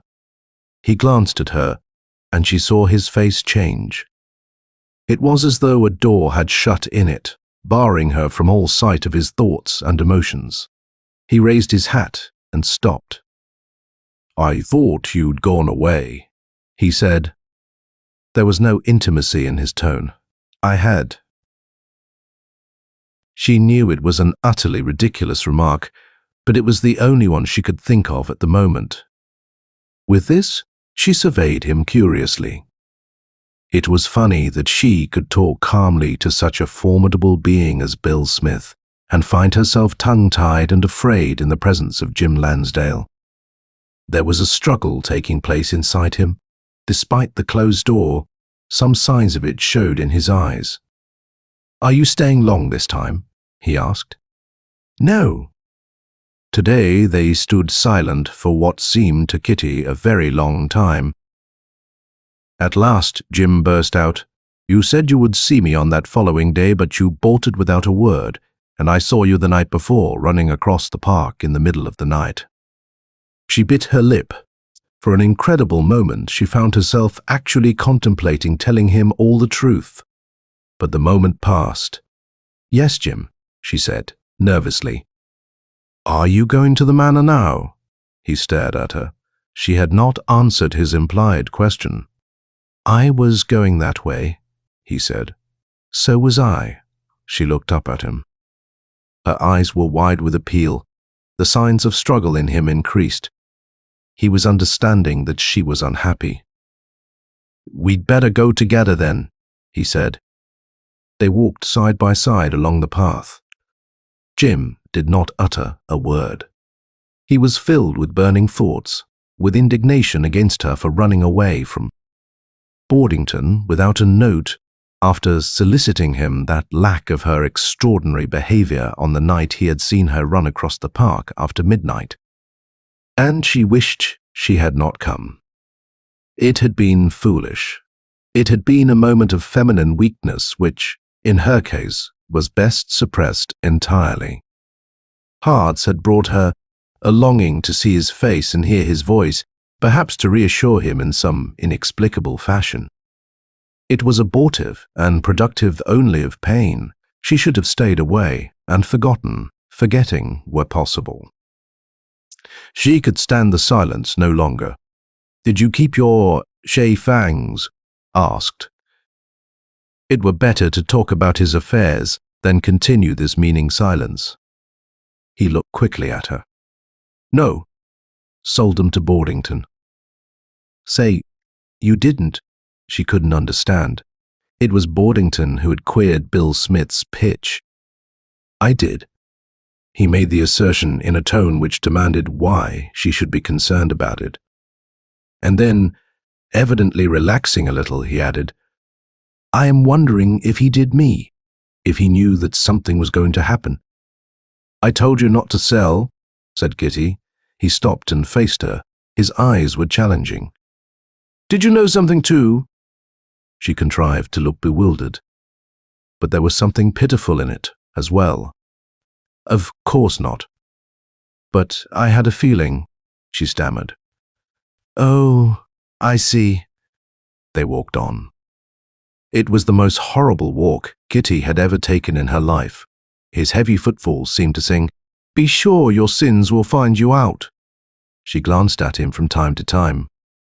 He was walking very erect, looking straight ahead.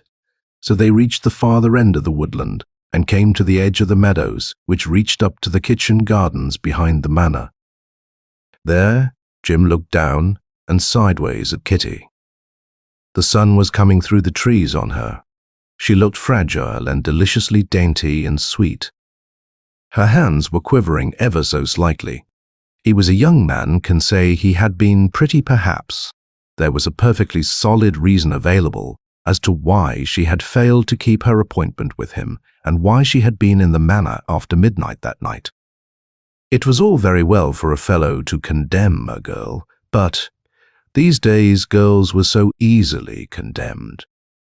Perhaps he should have given her a chance. Anyhow, she had come back, and it was absolutely obvious that she was none too happy. A few minutes before, he had found a negative exultation in her unhappiness, a kind of serve her right, let her suffer feeling. Now, he wanted to go to some quiet place and kick himself for a brute. Thus does the stronger sex excuse its weaker weakness.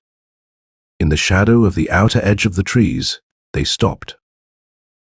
Say, began, I'm awfully sorry about Che Fiang's, you see. What do you mean? Asked Kitty. She did not look at him.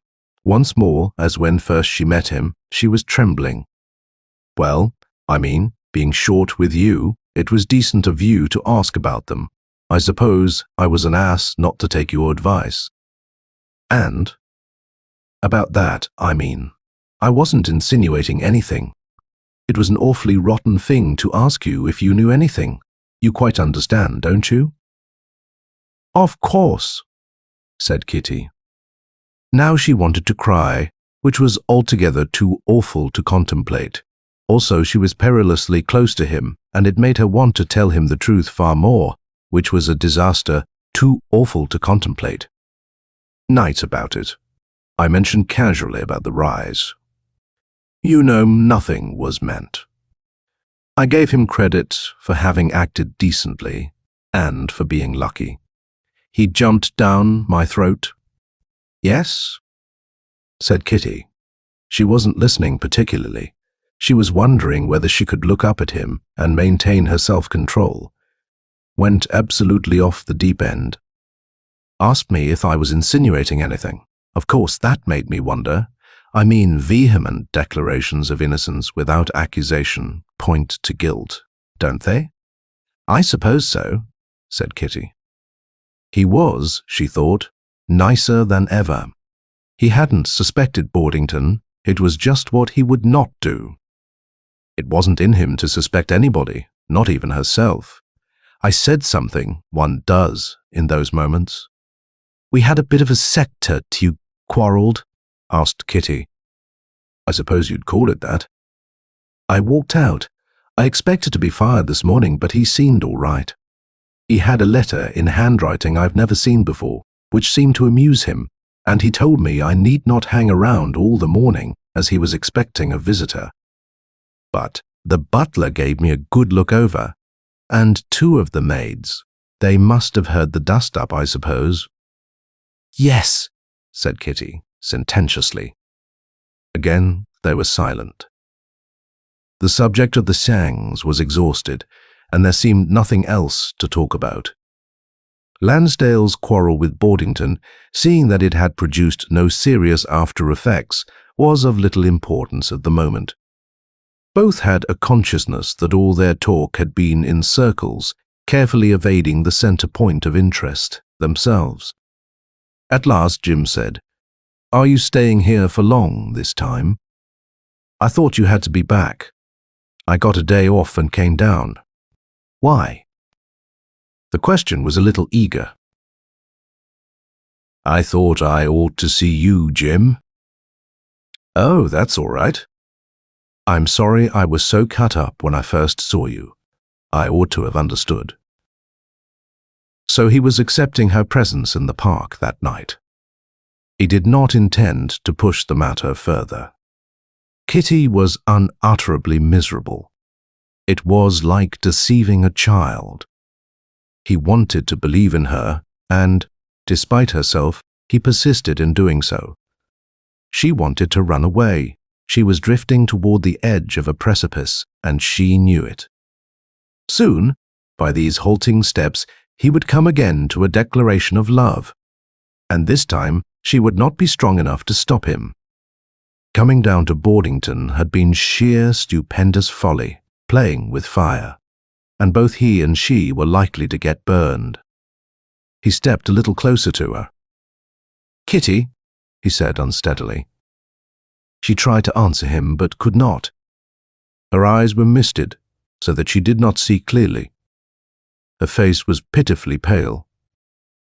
A shot rang out. In the stillness of the morning, it sounded like a hammer blow on glass at night time. It came from the direction of the manor, short, sharp, vicious. There was a great cry. A man broke through by the kitchen garden and ran, a man running like mad. Kitty saw him for but a moment before he vanished into the undergrowth, which at that point reached down from the woodland toward the gardens. Then he was gone. "What was that?" asked Jim, voicing the usual exclamation in such a crisis. "Come on." Kitty gathered her skirts and ran toward the manor. Jim came after her. 11 Deadlock of Foes. He accepted her offer of partnership. Bill Smith gave considerable thought to the matter of the Siangs.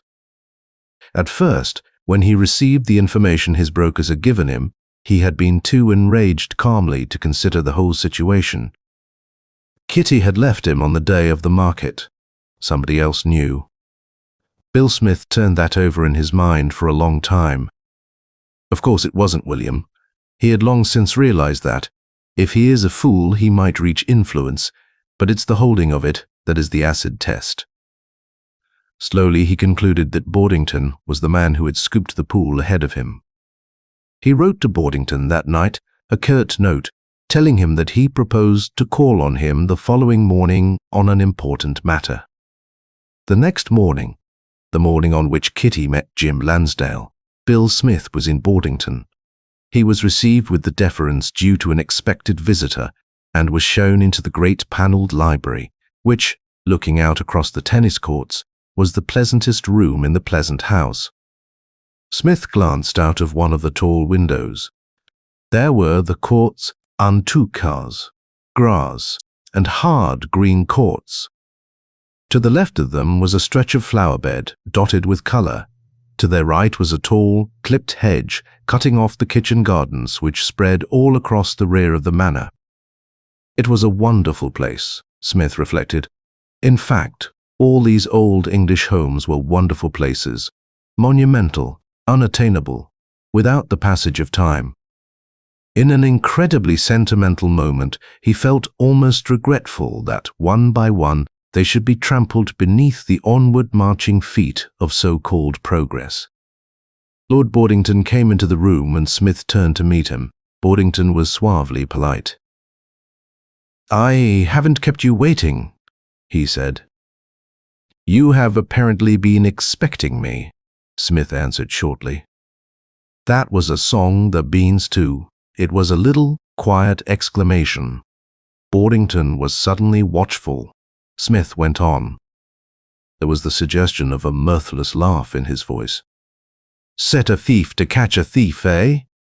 Well, it's an old saying, but all the old sayings aren't true.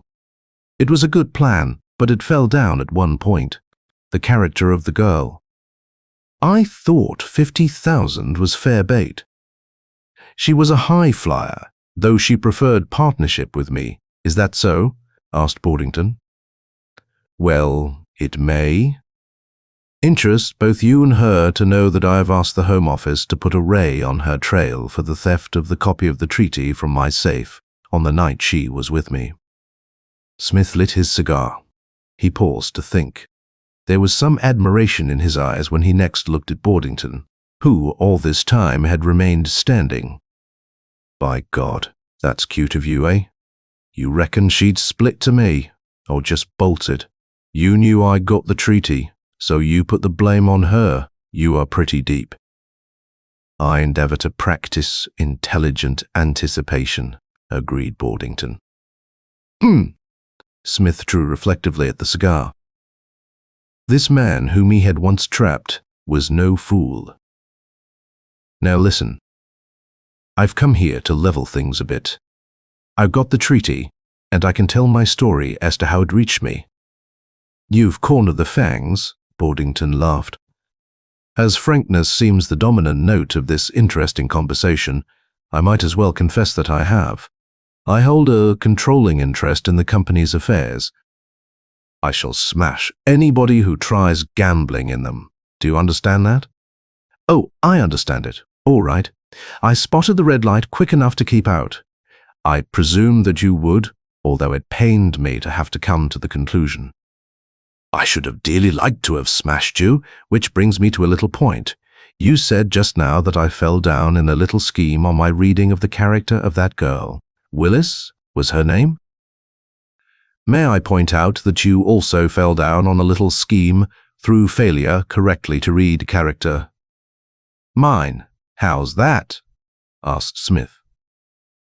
Well, you held my piece of paper, and you wanted the treaty copy for a certain purpose. I was in this position. I must either risk ruin or hand you the copy, whereby you would profit. But it suddenly occurred to me that if I removed from your reach the opportunity of profiting by receipt of the treaty copy, my handing of the same to you was largely innocuous. In other words, once your precious scheme for the purchase of Shafe Yangs fell down, the copy wasn't worth to you the paper on which it was written. It was a sound scheme, and it was an alternative to the more direct plan of getting the girl to steal the copy.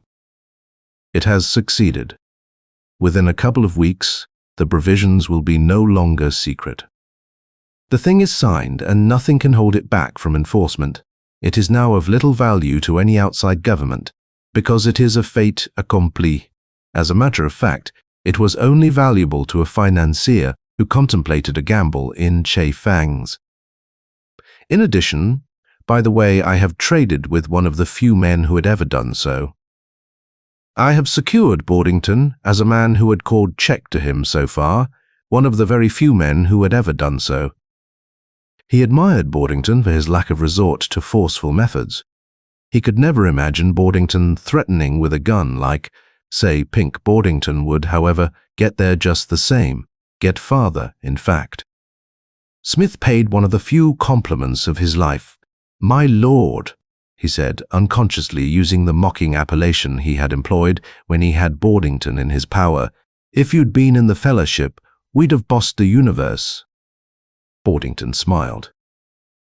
I am not ambitious, he said dryly. No? Smith studied him, standing with his back toward one of the windows and facing Boardington squarely. Well, we've chucked all the bouquets, and we've handed out all the explanations, so now we'll get down to brass tacks. This is how I see it, plainly and without frills. I can imagine you abhor frills, observed Boardington. His lips were still smiling, but his eyes were very watchful. Though he had scored so far, he did not delude himself into thinking that the formidable man facing him was anywhere near to defeat. Bill Smith was not so easily beaten as all that. Yes, said Smith, I've got your treaty tomorrow. Unless you and I come to an arrangement, it's going to be published word for word in my paper. Not only that, in heavy letters on the front page, is going to be given a full account of your little stunt at Monte Carlo.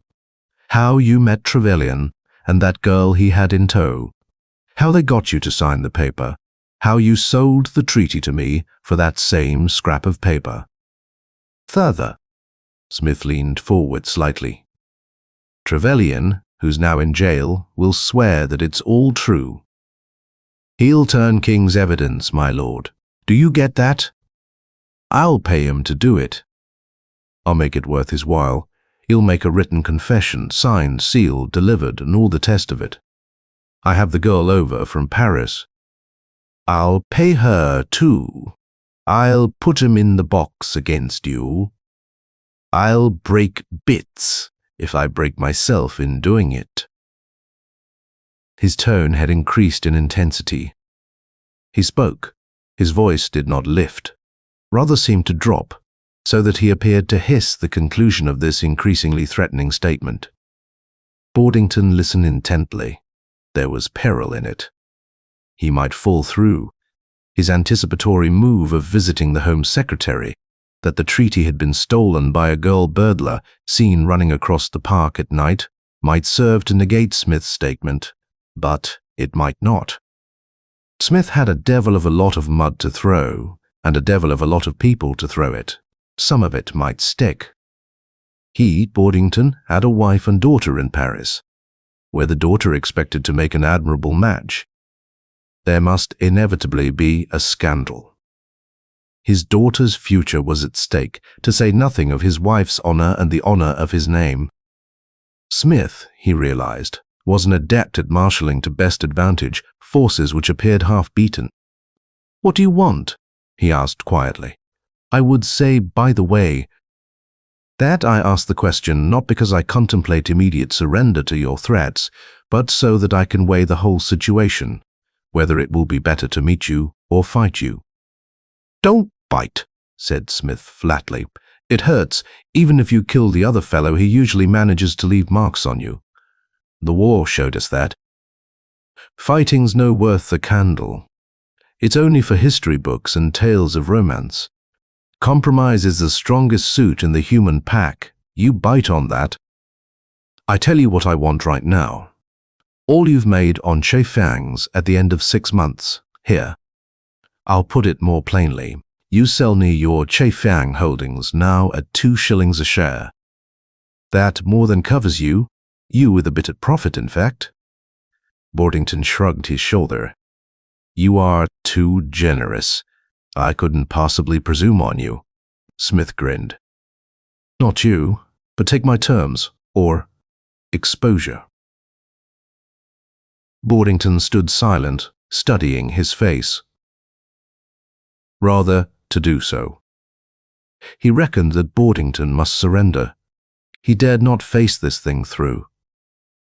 Boardington spoke at last. "I sell for 5 shillings each," he said. "That's a fair profit for me, and an immense profit for you. Your shares stand at par now. 12 for the crime."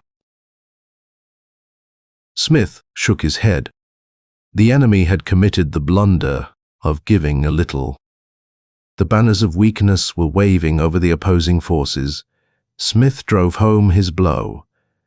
"In 3 minutes," he said coolly, "there'll be no question of buying, only of a deed of gift." Boardington looked up at him quickly. "I mean it," said Smith. "I am not here for my health and my time's money. Your money. That, I guess, is what was meant by the fellow who first coined the phrase." Boardington's fingers rapped nervously on the tabletop. With a gesture, Smith had reversed the positions. Boardington had not foreseen this display of resource. He reckoned that Smith would give up the fight when he found that he was balked in Che Fangs. Instead, Smith had merely intensified the battle more closely and looked boring through to victory. "It shan't take 2 shillings," he said. "All right." Smith stubbed the ash of his cigar onto the carpet. "You'll take nothing. I don't care. Only you don't want to be such a fool, that's all. Suppose I defy you?" asked Boardington. "I shall be surprised at you," replied Smith. You just now paid you a compliment. Don't make me reverse it. See it on the right side. Why the devil you want to be obstinate and make a fuss, God knows. I am putting up a fair proposal. In a few seconds it ceases to hold. It was the crashing splinter of broken glass behind him. Something went under his elbow, for his right arm was lifted in the act of conveying the cigar to his lips, went so close to his side that it touched his jacket. Boardington suddenly stiffened, his hand gone to his sock. His face was rigid, surprised, agonized. He dropped flat at Smith's feet, and when Smith went to his knees beside him and lifted him, he found that he had been shot through the chest in the ear of the heart. Boardington's face twisted into a ghastly semblance of a grin. His last words were, "Smith, I think it's nothing. I hold Che-Fangs now, eh?" His head fell back. Smith straightened himself. The Che-Fang deal was definitely off just when he had won, just when the cards seemed to be running all his way. The hand of death had stacked the pack against him, and the jackpot was scooped into all eternity. Further, there was danger. He was Bill Smith of the Fellowship. The police knew him, but could fasten nothing on him. He now stood above a dead man, a famous man murdered in his library. There were running feet in the corridor beyond the door. The whole vast house was waking to clamorous light murder. The word suddenly leant at Smith. Murder and the ultimate punishment under law. It would be ironic if he went to the gallows for a crime he had never committed. He had an almost irresistible inclination toward panic. Unconsciously, he had bitten through his cigar, and the glowing section lay on the carpet. He ground it with his heel. He wanted to run away while he knew it was foolish. For all the house was aware of his presence, the impulse was almost uncontrollable. He actually turned toward the broken window through which the bullet had come. A young man was passing across the tennis courts, taking the nets in fine style, like a hurdler. Behind him, Twinkling Smith had a vision of a pair of exquisitely silk-sheathed legs, decked by rosetted garters. He saw the owner of those self-same adornments as the young man's running carried him out of the line of direct vision, and he caught his breath. For this was his new partner. Kitty Willis Smith waited for her to come. 13-teen, life calls and its debts. In the few seconds during which he waited for the arrival of his somewhat astonishing and apparently ubiquitous partner, Bill Smith reviewed his own position with lightning speed. He repeated that he was of the Fellowship, known to the police, but immune from their more distressing attentions only because they were unable to prove anything against him. That was one vital point. The second, and to be taken into account with it, was the fact that murder had been done in his presence. Those were points against him. There was a point for him. He had been in the room. The whole household could swear to that. Whereas the broken glass clearly indicated that the shot had been fired from outside. Also, medical evidence would attest wounding from a distance.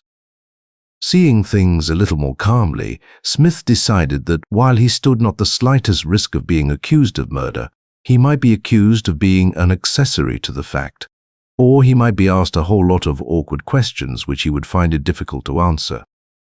The young man arrived, and so did Kitty Willis. Kitty looked at Smith and then at Boardington. Jim Lansdale was already on his knees by Boardington's side. Smith said, "Shot from somewhere outside. Where was he standing?" asked Kitty. There was something in her voice which drew a quick look from Lansdale, something hard and decisive. Where he fell, dropped in a heap right on the spot. Kitty went and stood over Boardington. To Lansdale's intense surprise, she appeared almost unmoved by the dreadful thing on the floor. "There are people knocking on the door, and I am watching," Kitty called out to the butler, a footman and a maid who showed outside Kitty. Meantime, looked across Boardington's body to the broken pane and straight through. "Someone shot him from behind the hedge," she said. Half a minute. She slipped out of the window and ran across the corner of the nearest tennis court, keeping a straight line with the body and the broken pane of glass. "Cute dame, that," commented Smith. "Who is she?" "Yes," said Jim, and watched Kitty with a little bewildered frown. "Kitty," returned. Somebody who limps came in through the little gate on the further meadow, walked up the path near the hedge, squeezed through the hedge, fired his shot, and bolted. "I get the limp from examining the newly dug bed of potatoes." He plunged straight across that after firing the shot. The right footmarks are heavier and more clearly defined than the left, which smudges and drags every time. She looked at Smith as she finished, and Smith knew, as well as though she had told him, that it was Pink who had fired the shot. Pink had meant to kill him, Smith. That accounted for the bullet going so close. Instead, Pink had missed and had killed Boardington. It was a stupendously tragic mistake. In all this, Smith was conscious that somebody was telephoning for the police. He waited. He felt calm and collected. He would bluff through the whole situation. He studied Kitty and Jim Lansdale and wondered why Kitty had been down to Boardington. Kitty looked at ease. Too much so, Smith decided. She was very perturbed. Jim Lansdale was obviously bewildered. Girl bank clerks don't act as Kitty acted when first she arrived in Boardington. Her behavior indicated experience of alarums and excursions unknown to the ordinary sheltered girl. The police came, the local superintendent, a sergeant, and a constable. They brought the official doctor with them, and with them came an atmosphere of terrific excitement. Boardington knew not murder. Its most serious crime was an occasional drunk and disorderly, with violent assault charges, and these were so few and far between that crime was almost forgotten. That the murdered man should be the lord of the manor was an upheaval of the very first class. The doctor made his examination. Photographs were taken. The body was moved from its position on the floor. He started with William Smith, and William Smith had a perfectly straightforward story to tell. He produced his card, giving his address as the Hotel Magnificent, London. He had, he said, come down to see Lord Boardington on important private business, which concerned only themselves. And Lord Boardington had been shot while the conversation was in progress, the bullet apparently coming from the direction of the English garden hedge and, as the policeman could see, breaking the window in transit.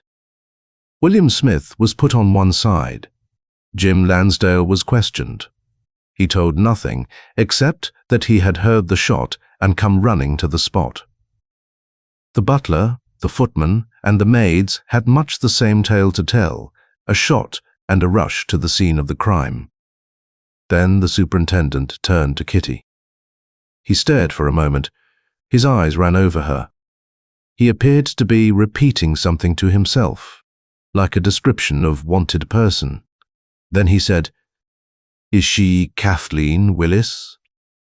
"Yes," if Kitty looked momentarily uneasy if it was in her voice.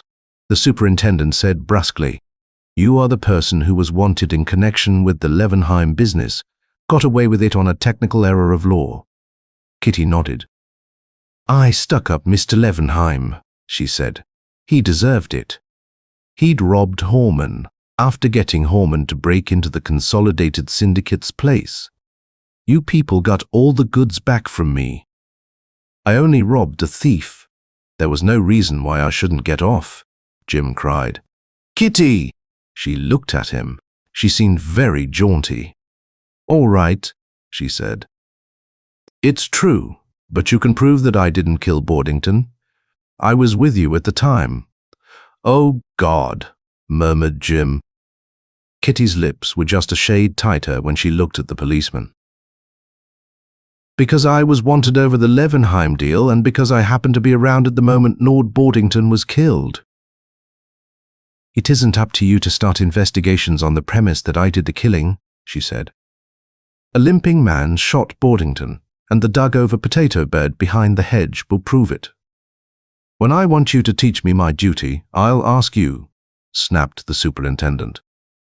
"I want you to answer some questions." He elicited from her the fact that this was her second visit to Boardington and that she was on friendly terms with Jim Lansdale, who, all the time, stood back against the wall, white and drawn. At the finish, the superintendent said, "Why did you come to Boardington, and why have you so sedulously avoided Mr. Lansdale's friendship?" Kitty looked him straight in the eyes.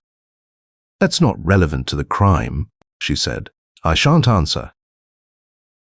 The superintendent's face flushed with anger. He knew that Kitty need not answer any of his questions unless she desired to do so, and she was correct in her assertion as to irrelevance, insofar as facts went up to that moment. She had a complete alibi. She had beyond all doubt been at the tennis courts when she saw Boardington. This was true. The superintendent said, "Ah," as though he had scored a potent point. They were all free to go. Kitty went out alone through the window. Jim Lansdale still stood by the wall. He did not look at her as she went. He was like a man stricken over the head, dazed and half-stunned. Bill Smith followed in Kitty's footsteps. Somehow Smith felt uneasy. They travelled up to London together, but Kitty did not speak all the way until, nearing the terminus, Smith said, "What's got you?" "Wind up." "No, I was wondering, life always calls in its debts at the very worst moment." 14. Each moves in his way. A week later, the superintendent made an interesting discovery. Boardington's affairs were in perfect order, and so his will was quickly proved. It left everything to his wife, save a section of his holdings in Chi Feng's, those shares he had bought cheaply from Jim Lansdale and which he now left to Lansdale. There was an explanatory paragraph which said that he knew he had actually cheated Lansdale in the purchase of the shares and that Lansdale must inevitably see this.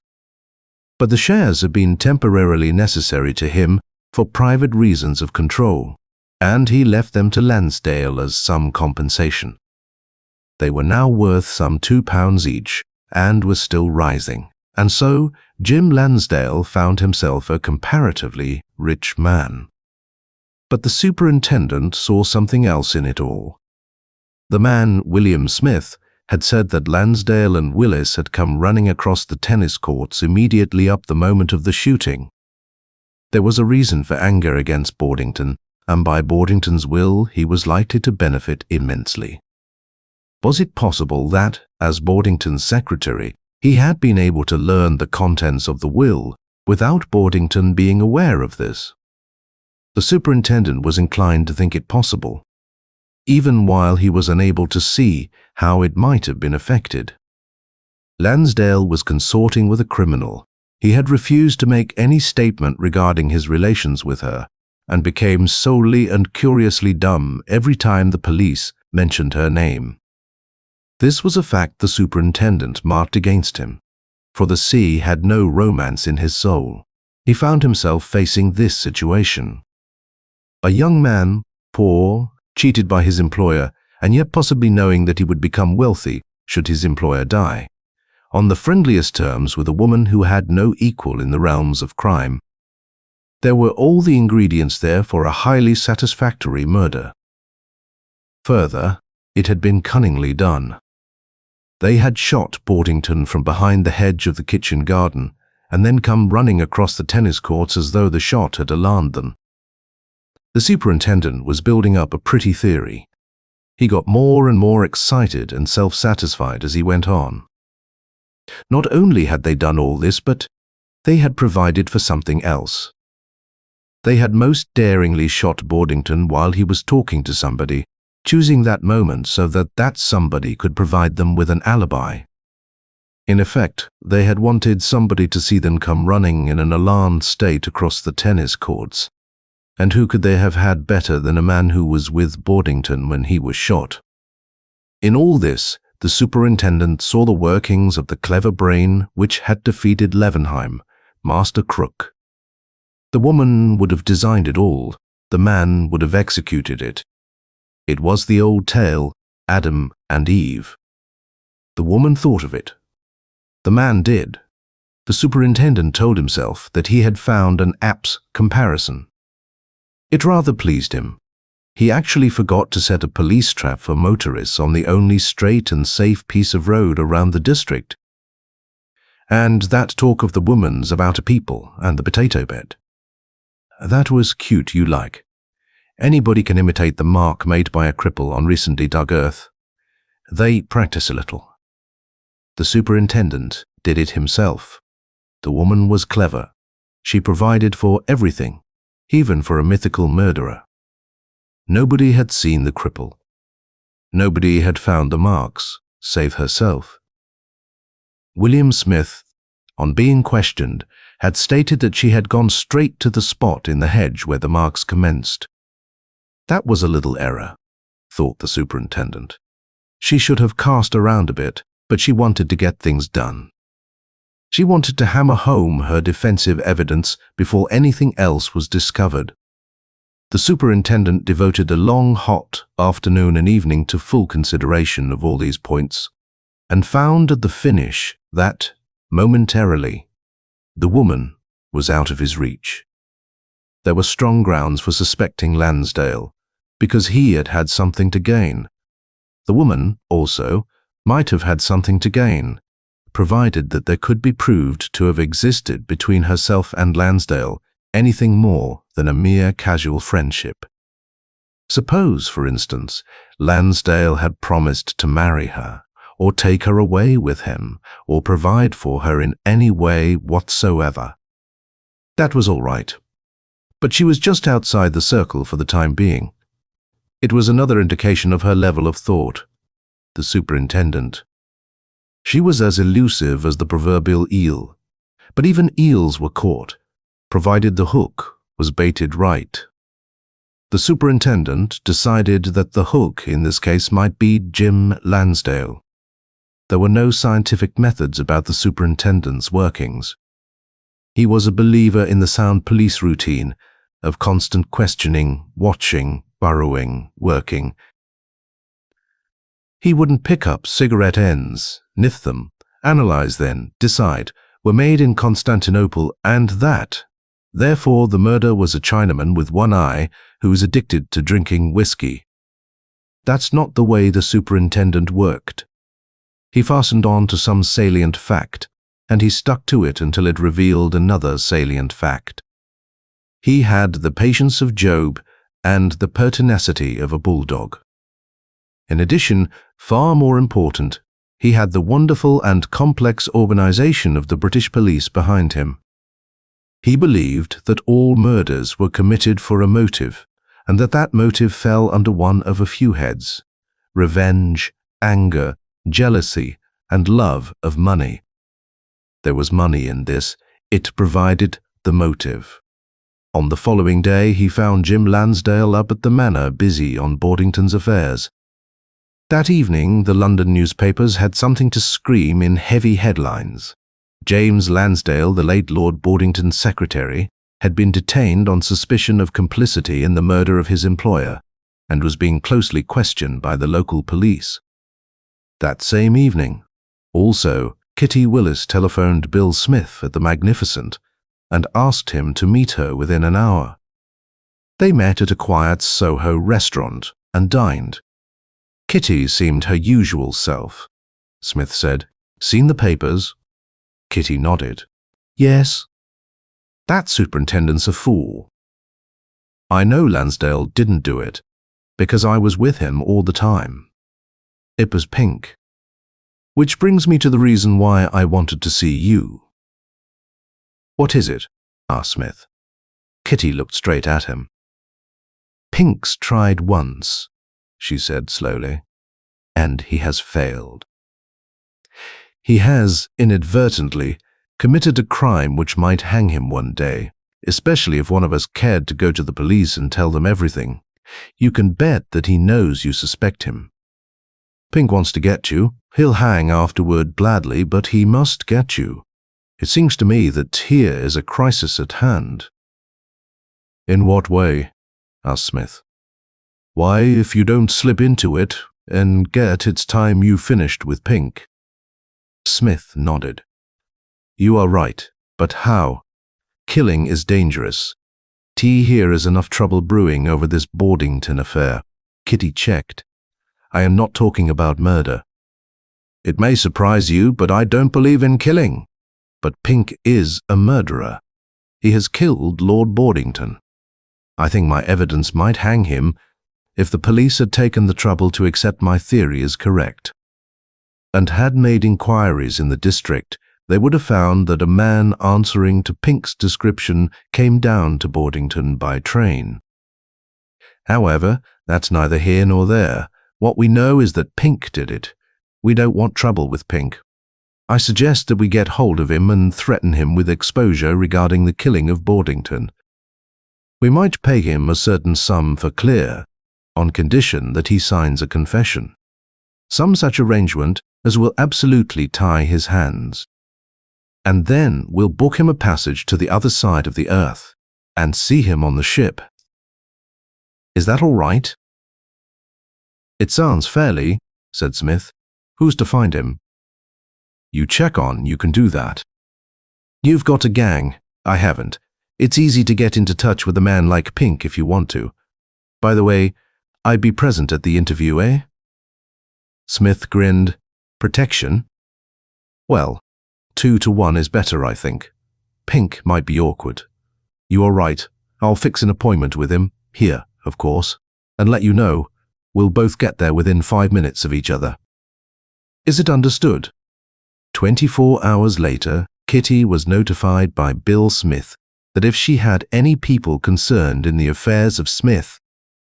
At 11 o'clock in the morning, when Kitty was due to meet Pink and Smith in conclave, Jim Lansdale was brought before an extremely stern superintendent. The man had lost bluster and his official manner.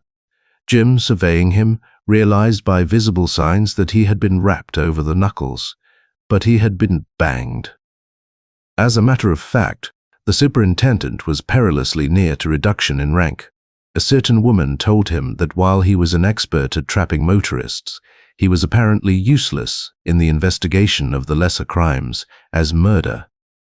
He had overlooked a vital in the investigation, and overlooked because it was supplied by a woman whom he had made up his mind to suspect. Jim Lansdale was released unconditionally. As he turned to go, he said, I was a girl, gave you her address. I had it, but I'd rather like it. If you asked for, that's not possible. The superintendent looked at him. If you take my advice, young man, you keep away from her, he said. She's dangerous. And then, all right, you can have her address. He did so. He probably was wrong in acting thus, but he was a rattled man. Jim read the address 3 times in minutes as he walked toward the station. At the end of 15 minutes, he had to make a decision. He would go to London by the fast train and ask whether it all turned out to be true.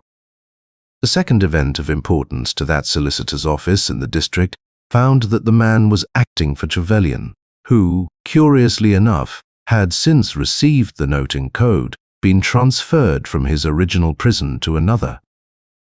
It was with the solicitor for an hour, then he left. There was a hint of a pallor beneath his bronze. He had used the telephone at the solicitor's office, and the number for which he asked was 4 Surrey. He did not return to the Hotel Magnificent for the rest of that day. 15. There was a slip. Kitty reached Dandon Street, Rotherhithe. At 8 o'clock exactly she found it. A short thoroughfare joining 2 others of similar aspect.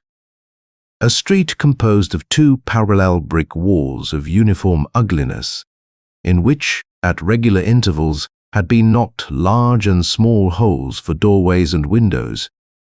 The houses had minute cemented forecourts, fronted by iron railings.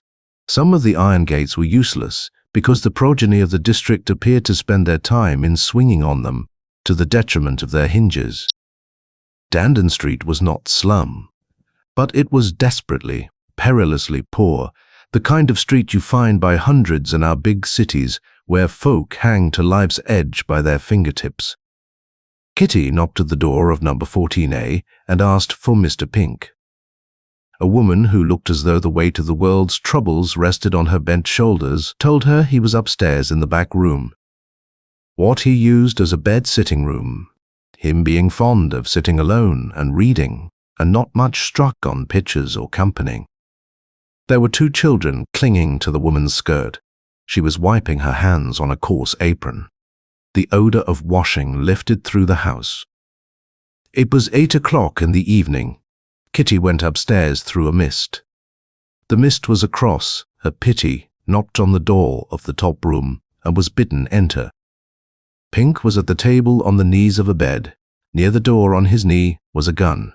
He cried out when he saw Kitty, and, as she closed the door behind her, he exclaimed, "What do you want?" "I'm waiting for Smith," said Kitty. "We're partners, you know. We're in this together." Pink scowled at her.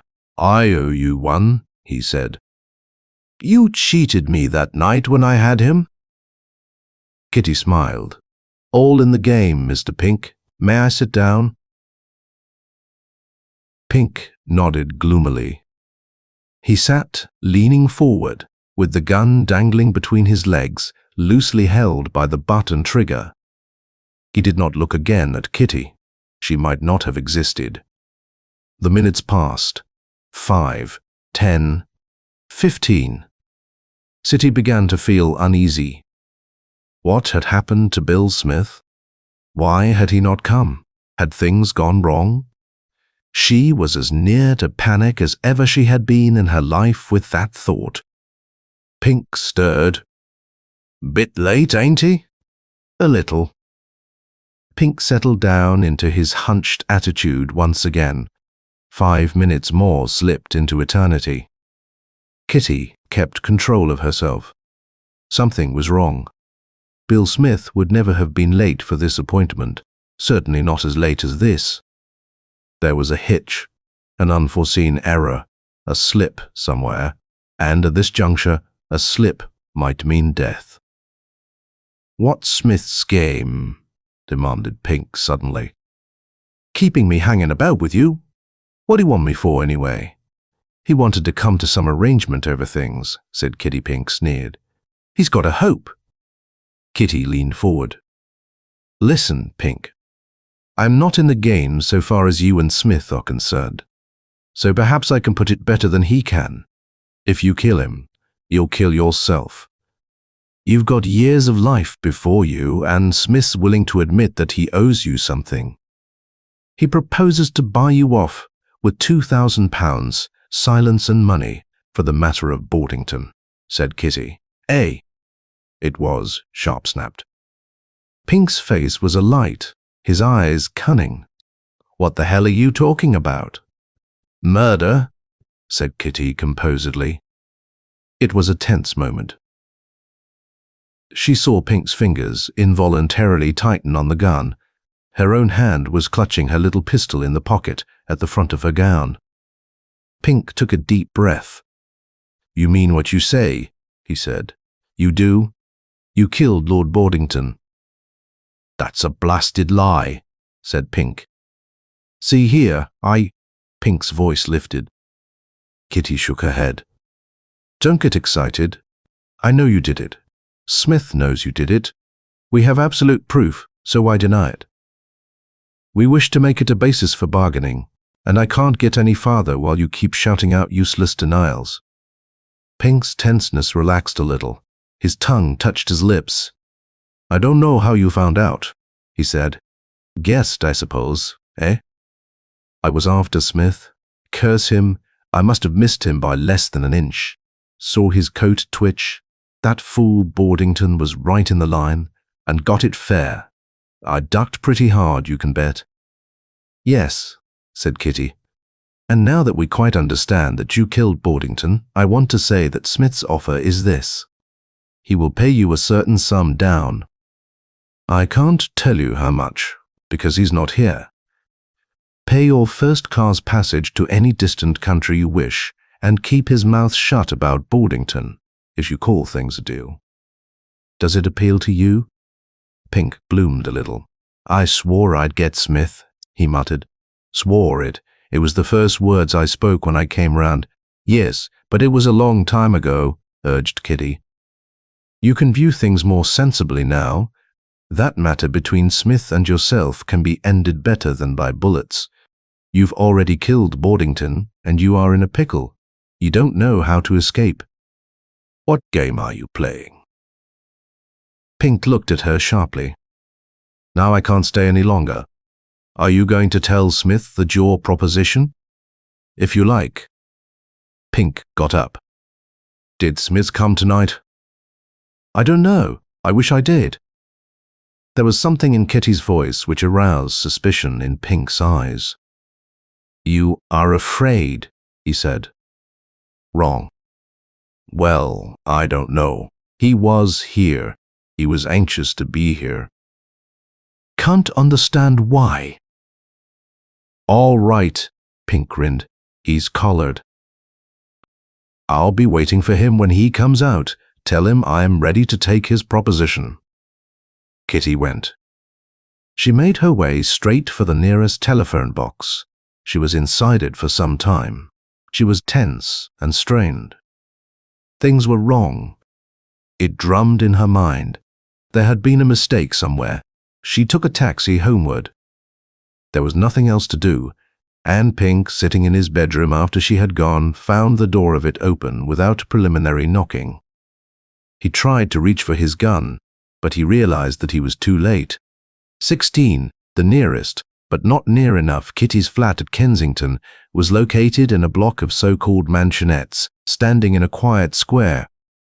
It was nice as any place situated in the heart of London ever could be, which means that its sunshine was always robbed half of its brightness, and that in the hot weather it was afflicted by the fumes of burned petrol and heated wood stoves near at hand.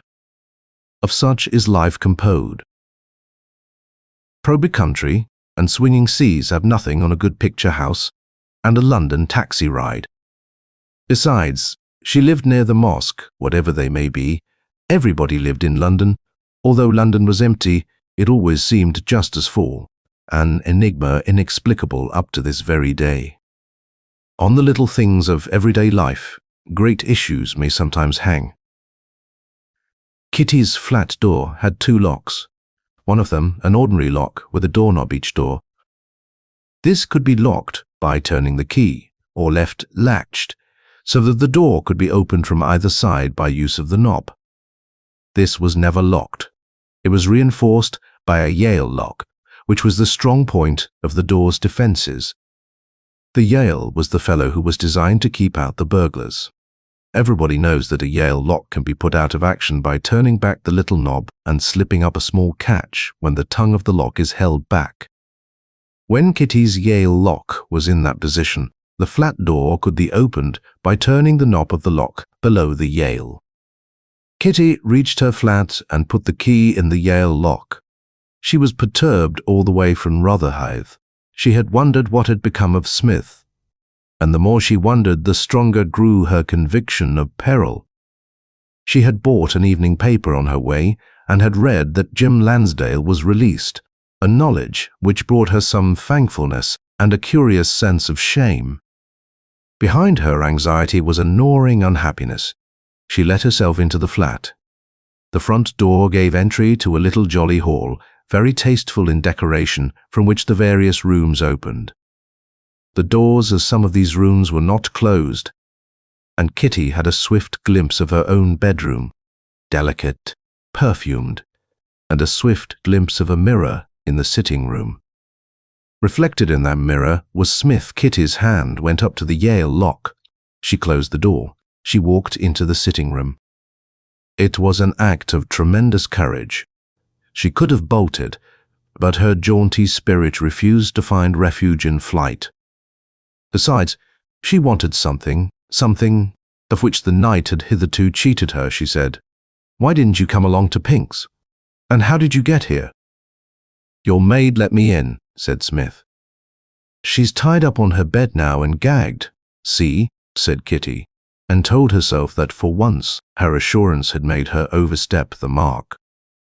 She had been a fool to come into the flat. Well, Smith got to his feet and leaned against the mantel-shelf. He looked harder than ever, more terrible. He said, "You are a clever woman." Kitty nodded. "Cute, I think you once said, but you are a deeper man. How did you discover the truth?" "Trevelyan. I was sent for by his solicitor. I found he'd been shifted. It struck me, you know." Smith was speaking in conversational tones. "I asked a lot of questions." The solicitor had had a tiv known of it was direct, but it all pointed one way. "I sent a smart man down to Dandon Street. He recognized one or two well-known people. He saw Pink taken away. That was good enough for me, I knew." A gun seemed to come to Smith's hand by magic. He added with a snarl, "Hold your arms above your head so. Stand still." He stepped forward and, feeling at her skirt, located her little pistol pocket and relieved her of the weapon. "Now you can sit down," he said. She did so. Her heart was beating very steadily, but slightly more heavily. She was watchful and alert, and all the time she realized the stupendous folly of that entry into the flat. Smith went on. "It was a clever scheme, getting Pink and me together to talk, to say all that we'd done." "That's right," agreed Kitty. "Out of the mouths of babes and sucklings, you know. To hear is nothing like getting evidence of a man's guilt from his own lips. It's usually conclusive, especially when he's sane and level-headed like you are. It seemed to me the only way of doing it." Things were getting pressing. "Pink messed things up by shooting Boardington, you see, and getting your people pinched," sneered Smith. Some color showed in Kitty's cheeks. "You'll have seen the evening papers?" she asked. "Oh yes, I know he's safe. You are wondering, aren't you?" Kitty shrugged her shoulders. "What do you intend to have, see?" "Kill you," he said. She leaned back. She stared at him and saw him vaguely wolfish, grim. His teeth were showing. "Listen," he said.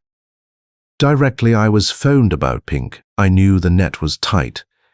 I guessed that when I didn't show up at Pink's, every policeman in Britain would be looking for me. I guessed that very port and every ship would be watched.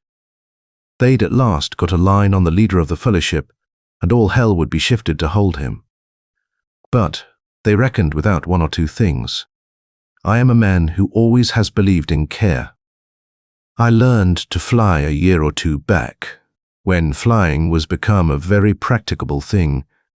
I've got a house in Surrey where I keep a plane, and that plane has been prepared this evening for flight.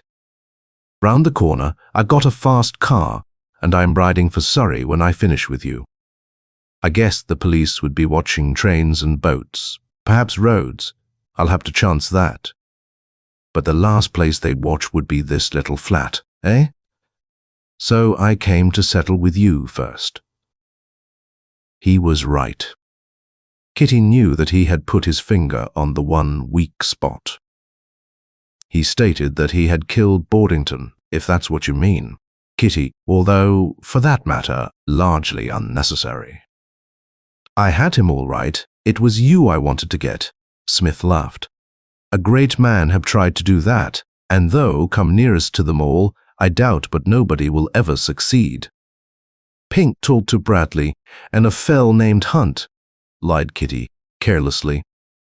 Smith's laugh broadened. "Did he? He would—" At the time he regarded admirable that Bradley should be killed by snakebite, and that Hunt's death should be carefully arranged to look like accident. Shows how people change. Hunt was TDB, you know, fell across a snake, wouldn't work in with us, we remove him. "I know." Kitty got to her feet. Her action was deliberate. Smith's finger was itching the trigger of the big automatic. She wondered whether he would shoot her or more silently. She thought of Jim Lansdale. He was free. The stigma was removed from him. He would never know how. He would just think that the superintendent had made other discoveries. He would try to get her. She felt infinite, flat door. Half the world's catastrophes are due to moments of sheer madness. And he would kill her 17, the lost moment. He heard him ask a question. Brought you into this, my father? At least, he allowed me to be involved. You see, I've always noticed it. Look at Pink. He'll hang. He ought to have stayed away. Why'd you go after Boardington's safe? It was this way. I knew about Trevelyan, you know. It's well known that you and he worked together. Well, I learned about the Monte Carlo business. Trevelyan. The woman, Boardington. I didn't know what was happening, of course, but I did know that those three were associated. The woman's record was no better than Trevelyan's, and Trevelyan was your employee. Long shots sometimes hit the mark. I thought I'd go through Boardington's private papers. Under the arrangement by which I worked, I couldn't go straight to him, and anyhow, if he were in a mess, it would do no good. Curiously enough, my luck was in. He caught me, offered me the job of robbing four, and so opened the way for me to effect a partnership with you. I picked on it directly he made his offer to me. Smith's eyes gleamed. You don't miss much. Funny that you should overlook the chance of my coming here tonight, wasn't it? I was afraid you'd reckon on it, and cover against it when I didn't show up at Pink's place. But I had to risk it. Kitty took a turn about the room. She knew that he was deliberately wasting time so that she should be punished, omnipotent and infallible up to this moment. She hated her for tricking him and for bringing him to the brink of disaster. It was the narrowest shave of his whole life. That Levenheim business? Asked Smith. Was that all in the game? Yes. I knew Levenheim had the goods on him after all. The goods were the big deal. It gave me a reputation. It was worth letting Levenheim go to get that reputation, because it put the hallmark on me. I was after bigger than Levenheim, you. So, and now you've got me. Smith laughed quietly. He stood and wheezed.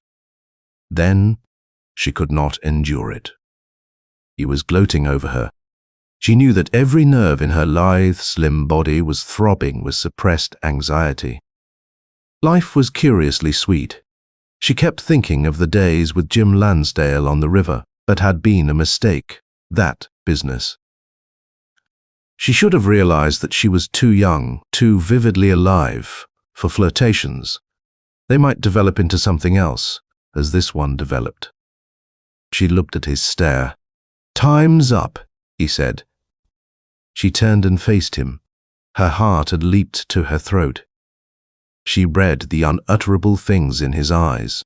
There was no courage now, only flooding, devastating fear. For she was young, and to the young death is dreadful. But she would not show him. It filled her. It racked her. It made her feel faint. She wanted to collapse, to scream, to do all kinds of futile things which would have pleased him because they belittled her. Yet she held herself steady, though the trumpets of terror sounded a diapason in her ears. Her eyes were unflinching. "Yo, hang, Smith," she said breathlessly. His teeth showed. "I've a good mind to kiss you first for that," he said. "You are damned pretty." She remained very still. His gun came up. The front door bell rang. I.T. Murray retires. Smith was as still as Kitty. His eyes lost their savagery and held a fraction of concern. "Who's that?" he snapped. She had to recover her senses. She forced her reeling brain to action.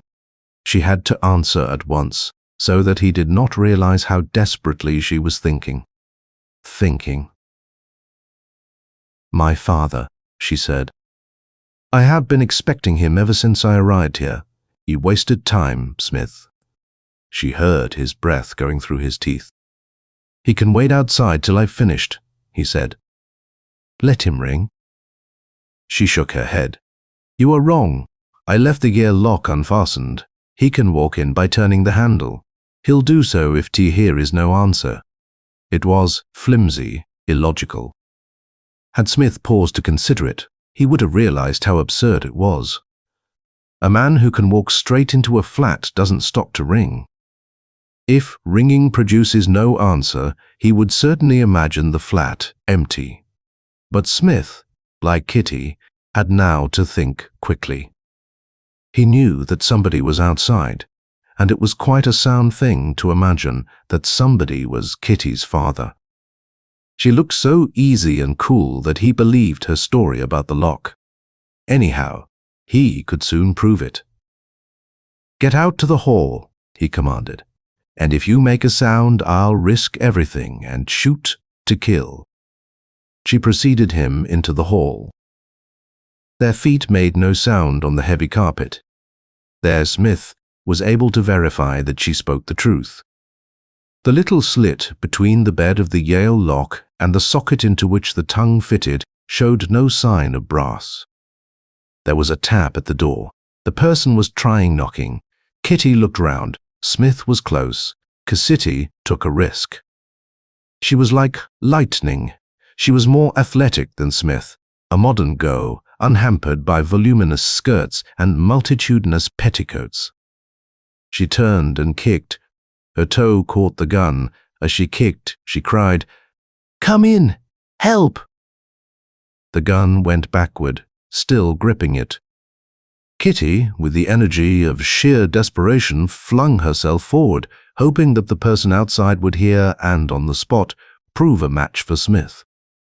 She got her arms round Smith's neck, and she clung, holding the pistol high above her head for a few seconds. The door handle turned. She heard her cry. Something came over her skin and clutched Smith's wrist above her grip. She felt the wrist and arm turned backward, and she heard Smith gasp. The pistol dropped to the floor, and, quick as light, she had it. Smith was back against the wall, holding his twisted wrist. Kitty said, "The telephone calls Scotland Yard.